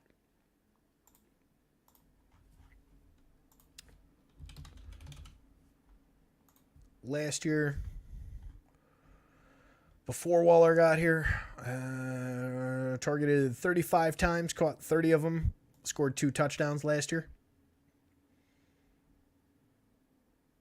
7.7 yards per target. He will probably get whatever targets they give to the tight end position this week, but I think it's pretty thin. Tight end 20 by points per dollar, 18 by points per dollar on FanDuel. There's just not a lot to like in the Giants passing game. It's really just the Saquon show. Even if you go to shares of Daniel Jones, I think your next clicks probably still should be Saquon. I'm fine with that. Saquon's going to get some targets in the passing game. There's a fair opportunity that Daniel Jones, if he throws a touchdown pass, does throw it to Saquon. 3 targets in the red zone. He's got 2 receiving touchdowns on the year, 5 targets a game. Plenty of justification for making him the top priority in the passing game and the running game for the Giants.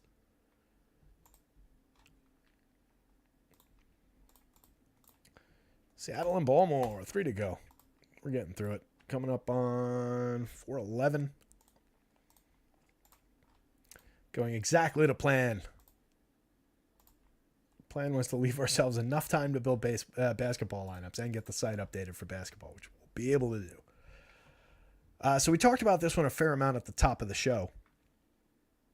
Lamar Jackson rates out great. QB3 by points on both sites. QB7 by points per dollar on FanDuel even looks pretty good. Drops to 16th by points per dollar on DraftKings, but at a certain point we just don't care. What I do care about, though, is that there's good defense on both sides of this game. It could just be an ugly defensive slugfest type of a situation. Seattle ranks 3rd against the run, 3.6 yards per rush attempt, 8th against the pass, 6.2 yards per pass attempt. A lot of the advanced numbers look pretty good. Definitely some reason to believe in some limited Gus Edwards. They could put a cap on Lamar. Lamar's just such a talent, such a star, that he can break those kind of situations on his own. So there's always upside for him, and I will go to him. But I don't love this game environment overall. I like a lot of the players in the game more than I like the actual game itself, with good defense on both sides. That applies like quintuple for Geno shares. Geno just doesn't project all that well, doesn't project well for points per dollar. He's thrown 9 touchdowns, 6 interceptions on the year. Lamar's thrown 9 touchdowns, 3 interceptions.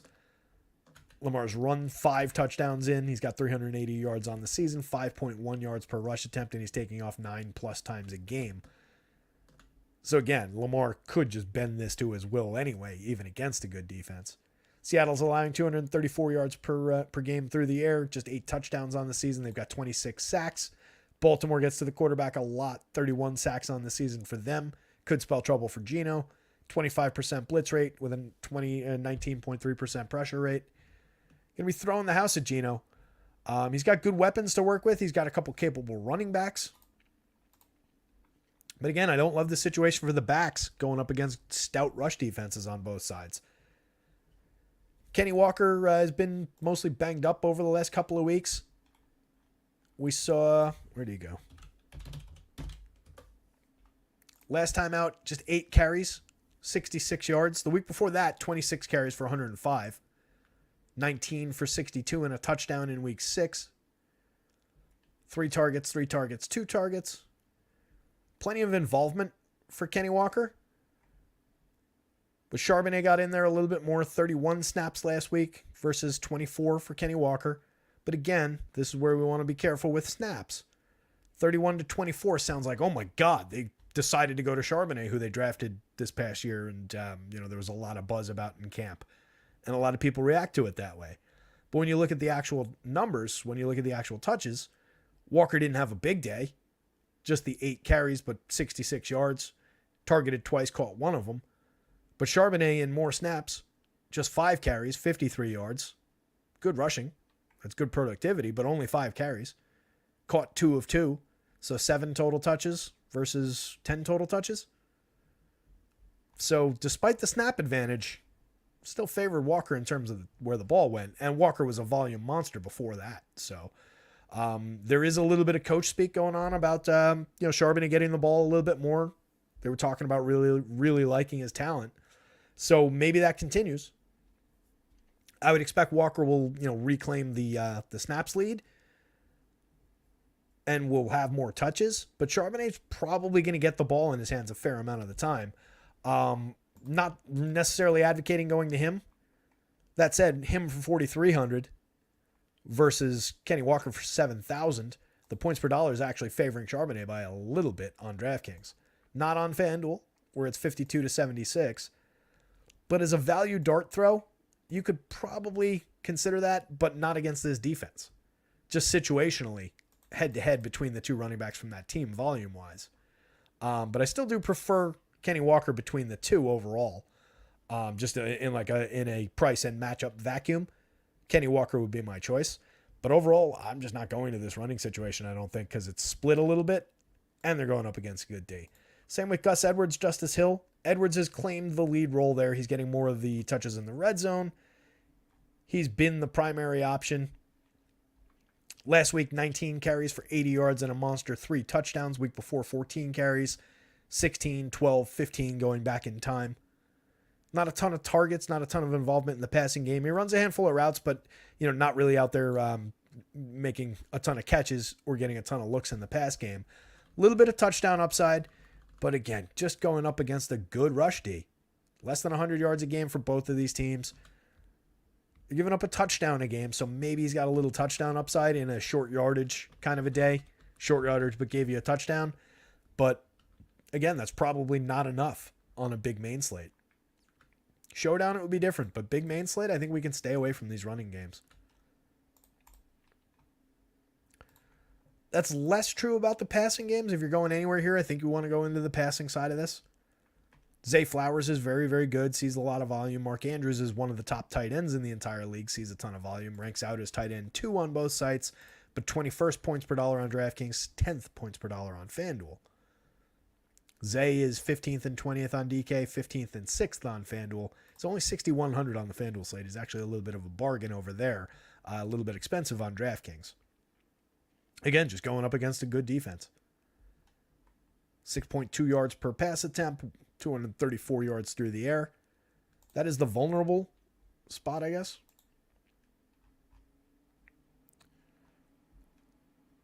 But that ranks 8th, the 6.2 yards per pass attempt. So it's not completely awful by any means. It's just this mark looks so much better.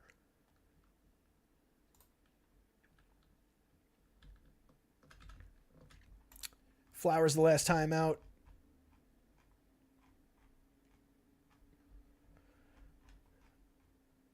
There he is. 7 targets. Week before that, 6. Week before that, 8. Just 1 touchdown all season. But highly targeted. Extremely talented. Easily the number 1 option in that passing attack when it comes to the wide receiver position. 8 targets a game overall on the season. 3 yards per route run last time out. 5.5 catches a game. Andrews has 6 touchdowns already on the season. The primary option for touchdown scoring. The first look in the red zone. 10 red zone targets versus Flowers' 9 red zone targets. But that's not an insignificant total for the wide receiver either. You'd like to think that the touchdown scoring would normalize for Zay Flowers at a certain point. Not necessarily against this defense this week, though. Downboard Odell. As I was saying last week, I do think there's a day for Odell before the season's up. Not a huge day, but a productive one. Yet to score this season. Yet to crack 50 yards this season. Targeted 4 times, didn't catch any of them last week when I talked about him. Targeted 7 times, caught 5 of them the week before that. 49 yards in his best game of the season. Mostly getting 4 targets a game. Turning it into catching like half of them for a handful of yards. Has not been productive at all this season. Rashad Bateman, 2 targets, caught both of them for 34 last time out. Caught 2 of 3 for 36. He's not scored at all this season. Hasn't cracked 36 yards. Carried the ball once for 18 yards last week.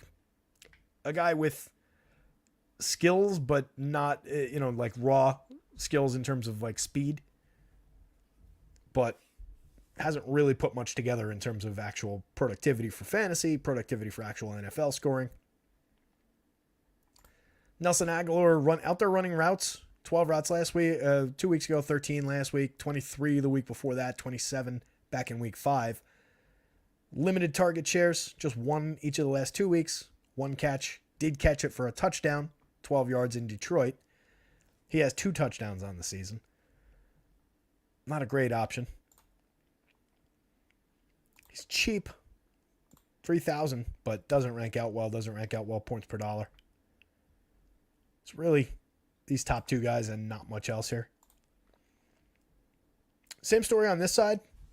The tight end situation remains this 3-headed monster between Fant, Disley, and Parkinson, where not one of them is relevant enough to gain value. Jake Bobo is a limited target downfield option. Jackson Smith and Jigba is back to just working by the line of scrimmage without a deep A dot, with DK Metcalf and Tyler Lockett both back in there. That's just been his role this season. He saw a little bit of an extension playing as the number 2, but overall for the season, just 4.8 yard average depth of target. Just working out of the slot, primarily close to the line of scrimmage, and not doing a ton with it. Tyler Lockett, 10.7 yard A dot.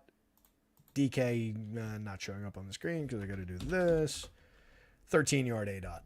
Both pretty significant downfield operators. Very, very good receivers. Good connection with Geno for both of them. 11 targets in the red zone for DK, 9 targets in the red zone for Tyler Lockett. But say it with me, going up against that Baltimore defense, just not ideal. 6,900, 6,200 for the two receivers. They're ranked 17th, 19th, and 46th and 40th by points per dollar on DraftKings, in the 20s on FanDuel.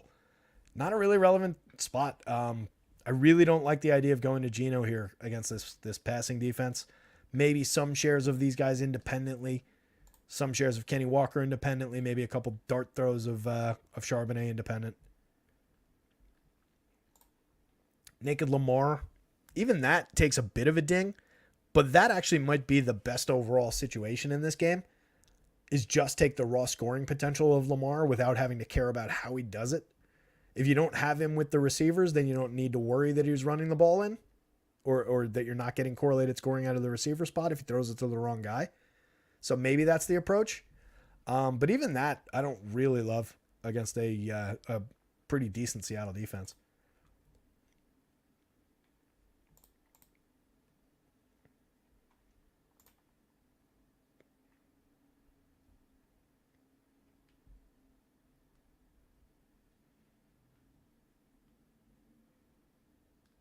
Ninth most rush yards to quarterbacks, Trey. All right. That supports Lamar a little bit, if that's the case. I'd be interested in what those actual totals are.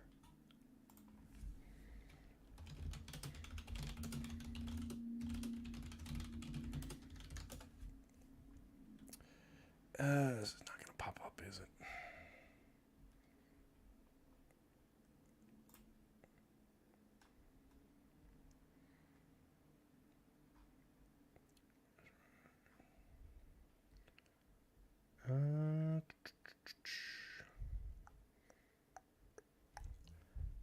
The hell are they?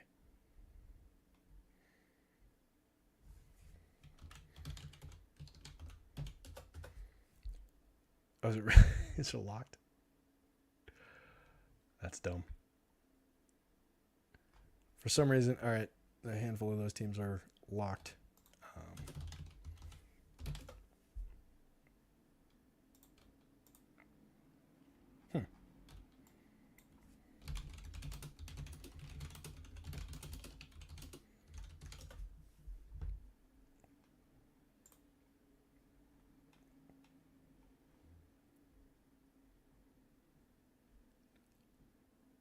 That's weird.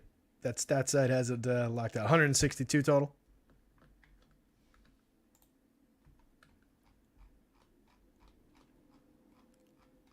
Yeah, I mean, look, anything that we can cling to support the idea of additional potential for Lamar is certainly worth looking at. And like I was saying, he's just such a talent. He's such a star that you can easily just go to him and justify it any game. I'm not really worried about it. Tampa and Houston, this one's kind of interesting.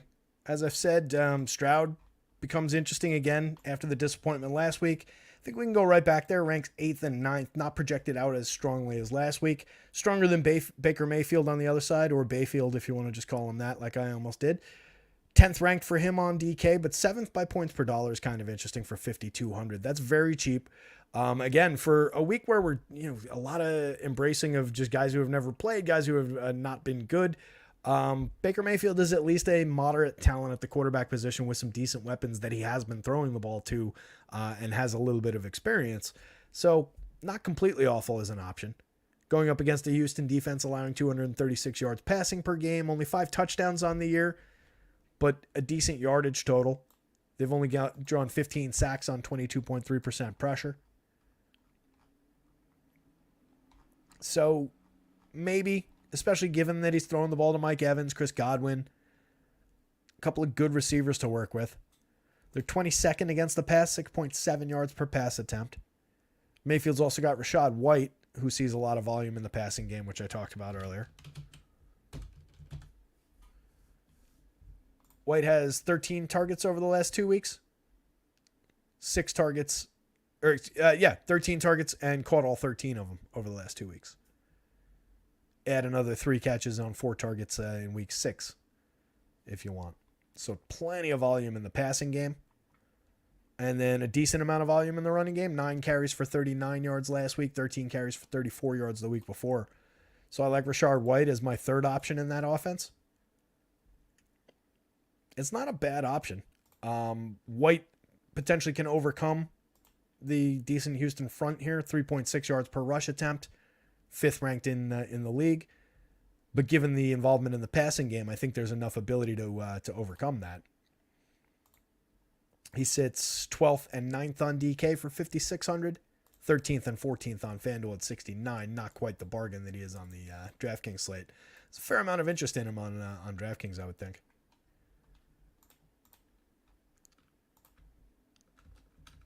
If we look into the quarterbacks, Stroud's thrown 9 touchdowns, only the 1 interception still, which is very good, obviously, for a rookie. 7.6 yards per pass attempt, 4.5 air yards per attempt, and 8.1 intended air yards per attempt, matching Baker Mayfield on the other side. Stroud's been good. Outside of disappointing us last week, he's been pretty good. So I'm willing to give him a little bit of leash, let him get it back out there for me. Mayfield, 10 touchdowns on the season, only 4 interceptions, not awful. 8.1 intended air yards, but only 3.8 completed. But again, operating downfield with Mike Evans is a boon to anybody's passing upside. Evans 6 targets last week, caught 3 of them, 39 yards, but scored a touchdown. Week before, 82 yards and a touchdown on 6 catches, 8 targets. 4 of 10 in week 6 isn't great, 49 yards. Touchdowns each of the first 3 weeks of the season. Had a big week 2 with 171 yards and a touchdown. 3 weeks of 10 targets, 2 more weeks with 8 targets in there. Plenty of opportunity for Evans. And then when they're not looking in his direction, it's really going to Chris Godwin most of the time or Rachaad White out of the backfield. Godwin, 7 targets last week, caught 5 of them for 54 and a touchdown. 12 targets the week before, caught half of them.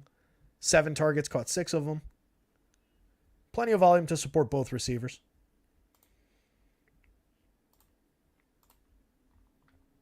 So I like both of these guys. They both project out well. Not sure why Godwin would be projecting a little bit higher. I guess he's getting a little bit more catching. Wide receiver 13 and 44 because they're a little bit pricey for their projections.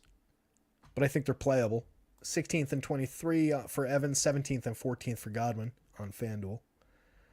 Down the board from those guys, you get into Trey Palmer. He did have 6 targets last week, caught 3 of them for 22. Scored once in week 4, but only on 2 catches, 6 yards. Once in week 1, only 2 catches, 8 yards. Hasn't gone over 50 yards, hasn't gone over 3 catches all season. So I think the opportunity is limited even if he gets in the end zone. Could just be one of those, I got in the end zone, but I only gave you 8 fantasy points kind of a day.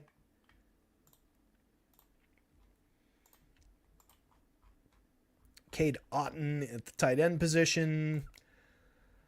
6 targets each of the last 2 weeks. 5 and 4 catches. Hasn't cracked 50 yards on the season. 1 touchdown all season.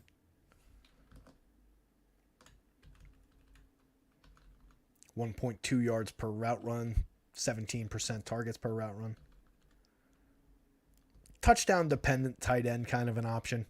Not expensive, but not projected well by any means. 19th on FanDuel for 49. Only $3,000 on the DK board, but only ranks out 15th by points per dollar. Doesn't put him really high in anybody's rankings. On the Houston side, plenty to work with in the passing game over there too. No Robert Woods again this week. But they're going up against a defense that's giving up 256 yards a game, 6.9 yards per attempt, more than a touchdown a game. Nico lands wide receiver 10 and 12th by points per dollar, 11th and 10th on FanDuel. Tank Dell, potentially a good investment on this slate. Last week, he had the bye week in week 7. He didn't play in week 6 with the injury. Came back, ran 25 routes, targeted 4 times, caught 3 of them for 16 yards. Also had 3 carries for 15 yards. Has had carries each of his last 3 games. 2 apiece in weeks 4 and 5. They're trying to put the ball in his hands more. He's obviously a very talented kid. Just 2 touchdowns on the season. Had the biggest week in week 3, 145 yards and a touchdown on 5 receptions. 7 targets that game. His target high was 10 in week 2. Caught 7 of those for 72 and a touchdown. Definitely a good option for 5,300, 5,800 on FanDuel. Dalton Schultz, I like a lot. We've talked a lot about Dalton Schultz this year with all the looks in the red zone that he gets.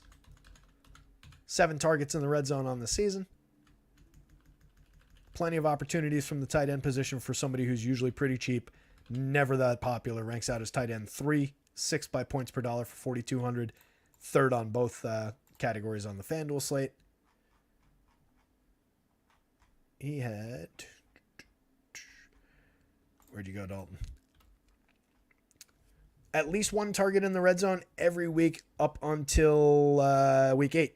He didn't get targeted in the red zone last time out. He did have 5 targets, though. Only caught 2 of them for 5 yards. But prior to that, targeted in the red zone at least once per game over the first 6 weeks of the season.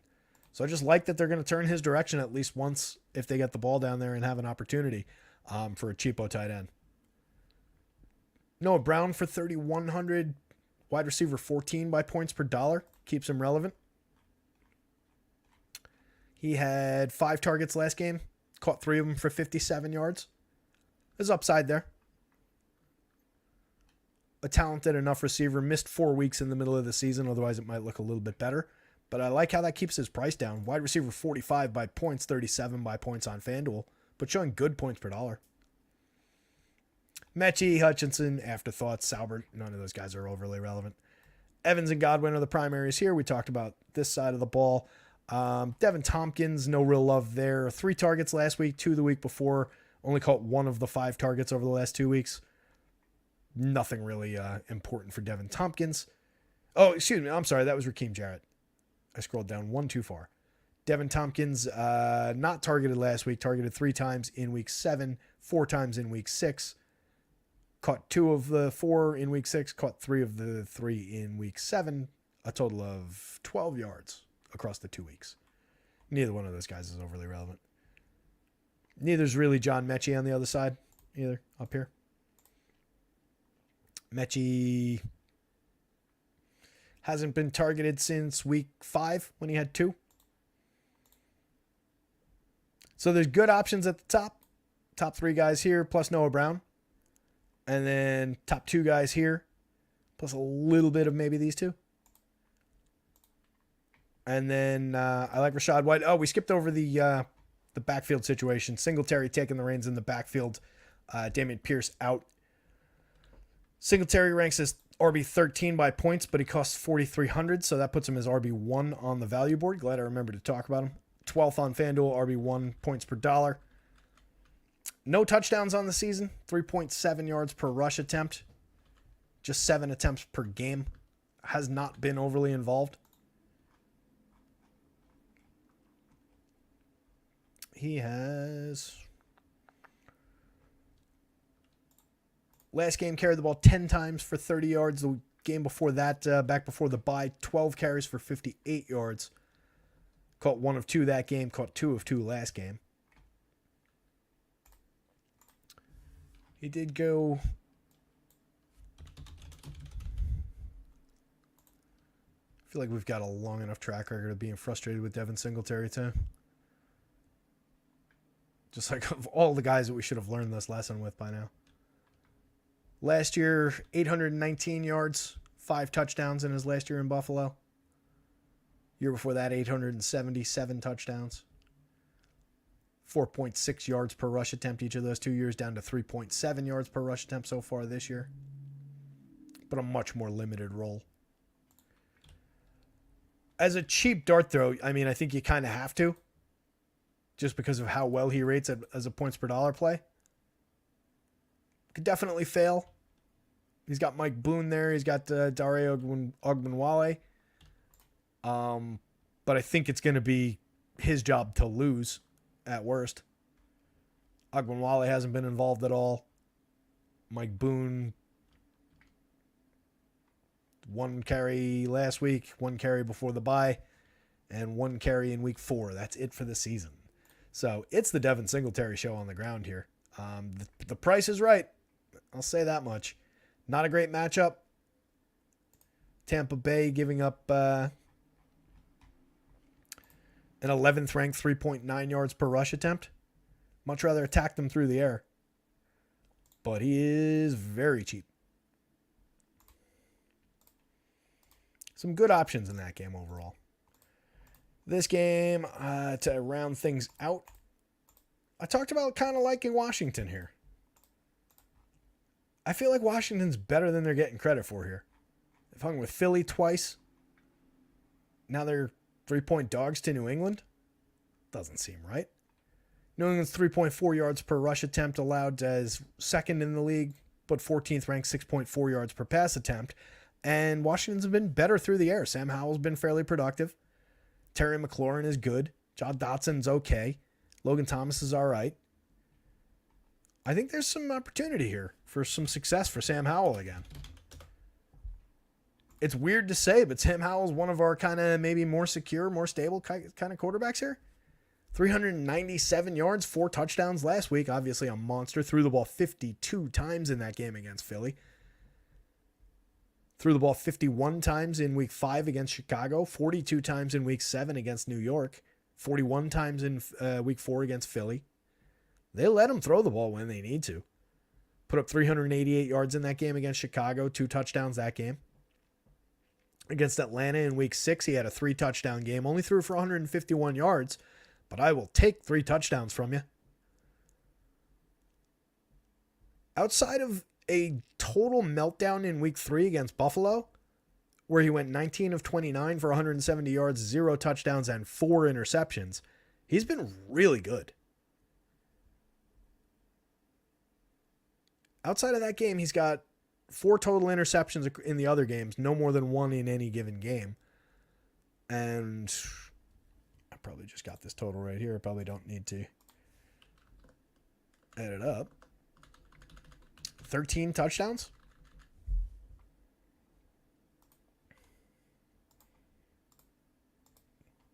Who has more passing touchdowns than Howell on this slate? Nobody? He's tied with Jalen?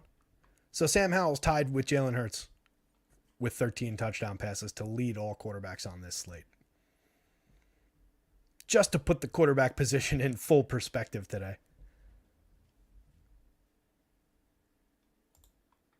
I mean, why can't he succeed here? What am I missing?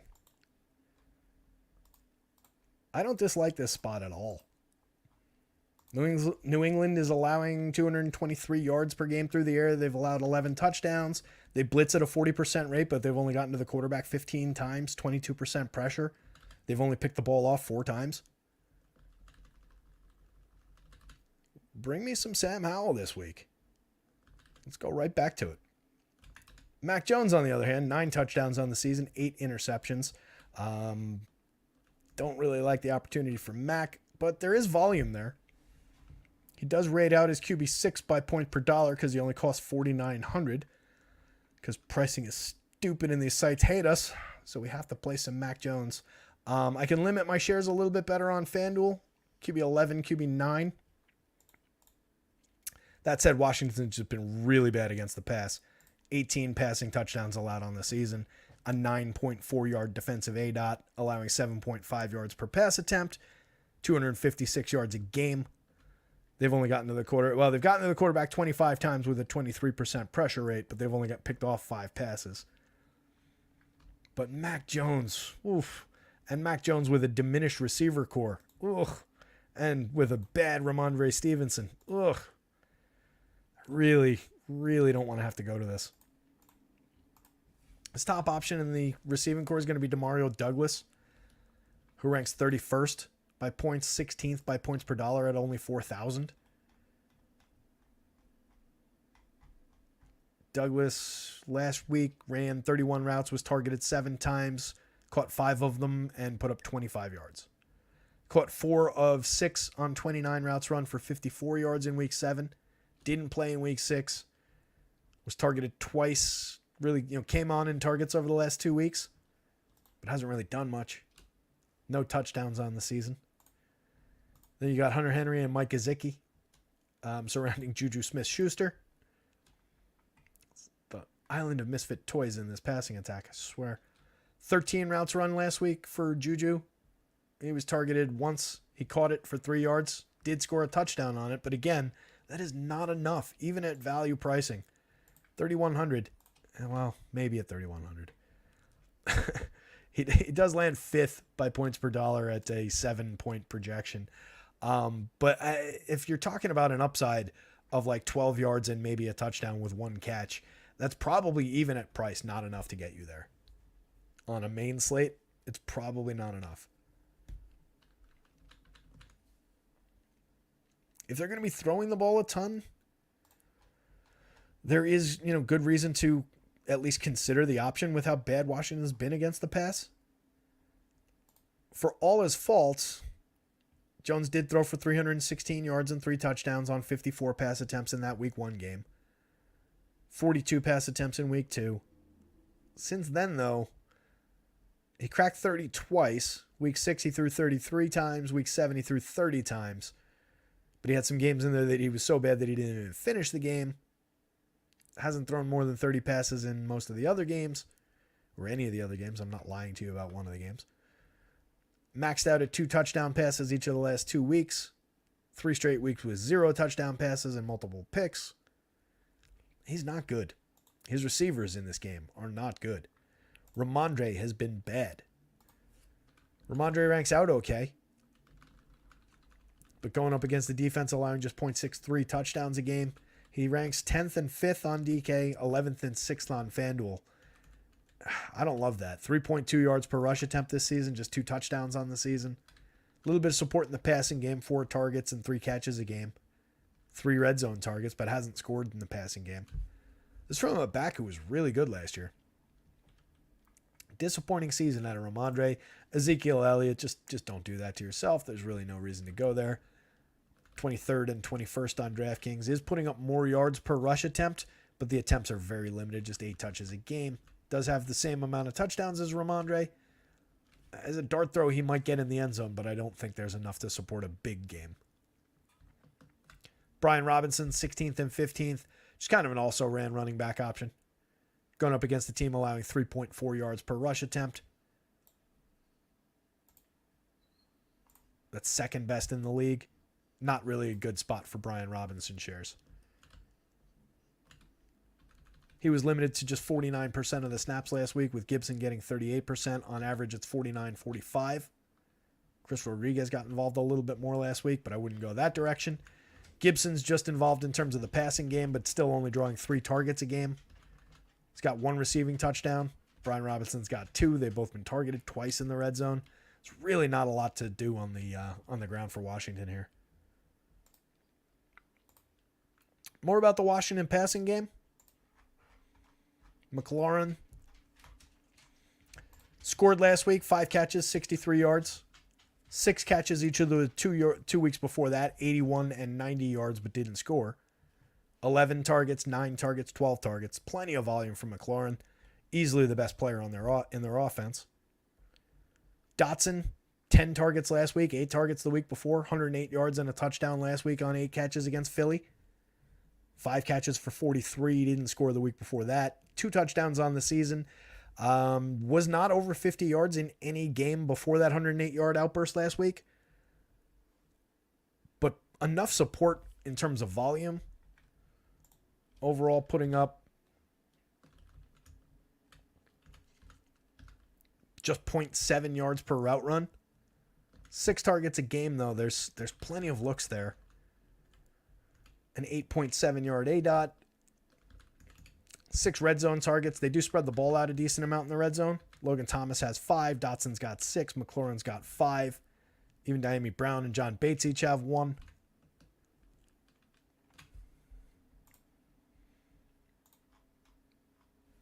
terms of Thomas, 8 targets last week, caught 6 of them for 44 and a touchdown. He's got 3 touchdowns on the season, 6 targets the week before that. A fairly involved tight end. Somebody who's fairly cheap at 3,500, 10th and 9th on DraftKings, 10th and 13th on FanDuel. Worth getting to a few shares if you're going to the Sam Howell spot, which I think is probably worth considering here. I can't imagine he's all that popular. What's Howell's ownership? Yeah, single digits ownership. It's not bad. Whew, man. If RG is right, at least FanDuel wise, essentially 40% of the ownership going to 2 quarterbacks. Should be obvious who they are. Everybody else in single digits. Just go either direction away from those quarterbacks, and you're creating fairly unique setups. I think you do want both of those very popular quarterbacks. But yeah, there are options to spread out on this slate. Do we miss anybody here? No Curtis Samuel. Like I said, Jamison Crowder should fill that role. Diami Brown maybe for some deep shots, but that's a major, large field dart throw. Not a lot to support any kind of realistic output from Diami Brown. None of the downboard options are really good looking on the New England side. Stacks, and then we got to get out of here and build some NBA lineups, get NBA updated and ready to roll. There's one of your popular quarterbacks right there. There's the other one is down here. FanDuel DK. Philly. Tops on the board. Second by FanDuel value. Tops on the board. 12th by DK points per dollar. This is, again, if you haven't seen me do this before, this is just taking, and it's up in the groups article. This is just taking the top 4 players, the quarterback plus the top 3 skill players, whether that's 2 receivers and a running back, a receiver, a tight end, a running back, whatever the case may be, putting the salary and ranking out the points. What's up, D? No NBA show today, bud.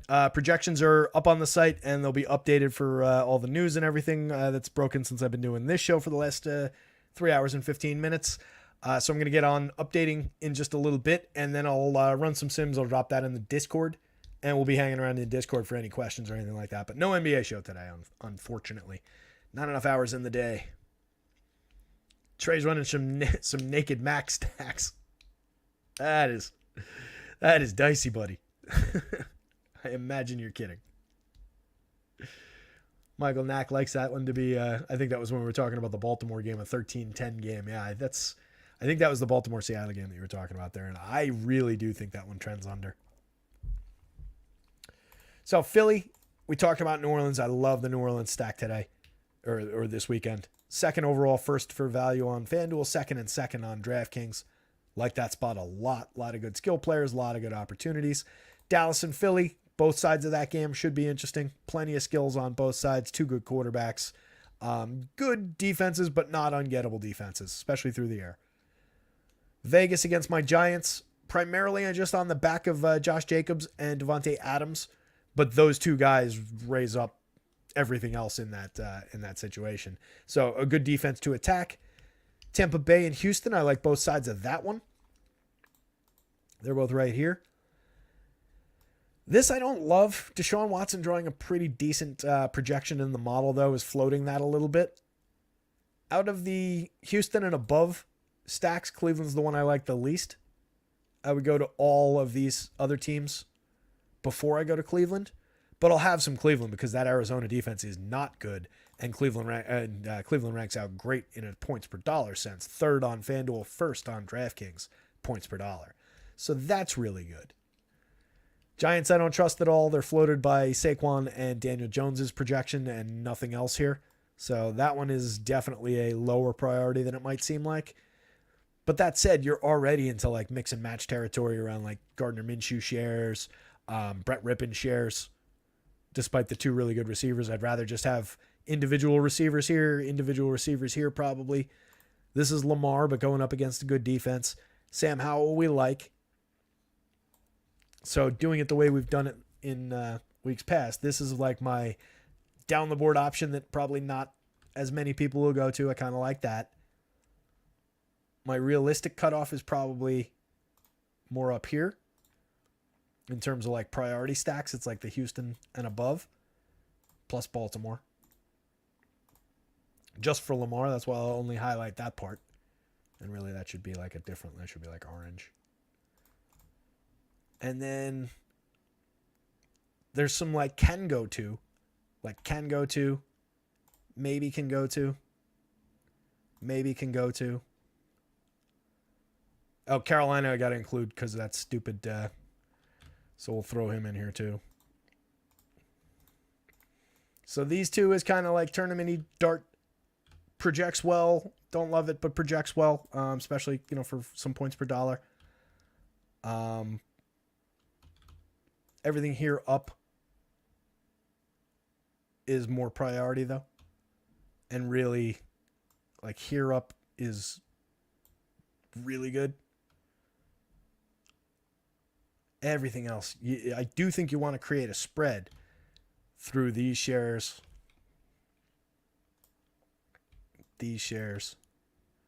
Probably some of Minshew. At least those. And then, like, you could, if you're a fan of that kid or this kid, you could throw those in if you wanted to, but very low priority down here for me. I do think, Trey, I think you're onto something there. Just a lower scoring quarterback slate in general. Not a situation, unfortunately, where you can just not play quarterbacks like that showdown slate worked out to be the other day. Gonna need them. Gonna need to drill the correct one. But there should be a lot of options, and you might have a lot of like same type situations. And then it becomes a matter of, all right, if they all throw 2 touchdown passes, who threw it to the cheapest guys? Yeah, he burnt me last week too, Trey, but what I like about that situation is exactly what you're saying. If everybody's thinking that way, I'm happy to go back to him. Makes me a little gun shy about going to him as well. But outside of that game, he's been really good all season, projects out well. Yeah, I was way over on him. I had a very big share. But I'll go right back to it. I really don't see an issue with going right back to it. I like the receivers he's got to work with. I like the situational aspects of that game. And I just think he's a really talented kid. And as I keep just kind of hammering on, in a week where we're going to the Aiden O'Connells of the world, the Brett Rippons of the world, the whatever those other guys' names are. What are those other guys' names? That's how bad it is. Right? I would just rather get to the top 2 quarterbacks in their class than the Clayton Tunes, Heineke's, Tyson Baggins. Jordan Love is on that list. Brett Rippon, Aiden O'Connell, Jaron Hall. I'd rather just get to the top guys in that class.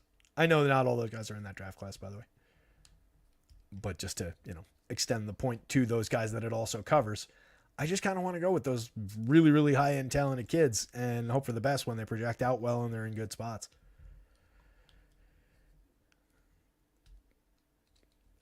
As our pal Poe Degen Stoner would say, I think going with Bryce Young stacks. Pray for my DFS soul. With that, I think that's about the end here, gang. Stephen Leibowitz just got here to hit the like. I assume you already covered the Mac Jones Hunter Henry stack. Yeah, buddy, fire away. 150 lineups. Appreciate you popping in to hit the like button, Stephen Leibowitz. Hi to everybody who's catching up overnight tonight, listening tomorrow morning, whatever the case may be. Thank you guys for hanging out through this marathon show. Coming up on the 3 hour and 25 minute mark as we punch out here. Hit the like button, hit the subscribe, follow the @rotoscouts Twitter handle.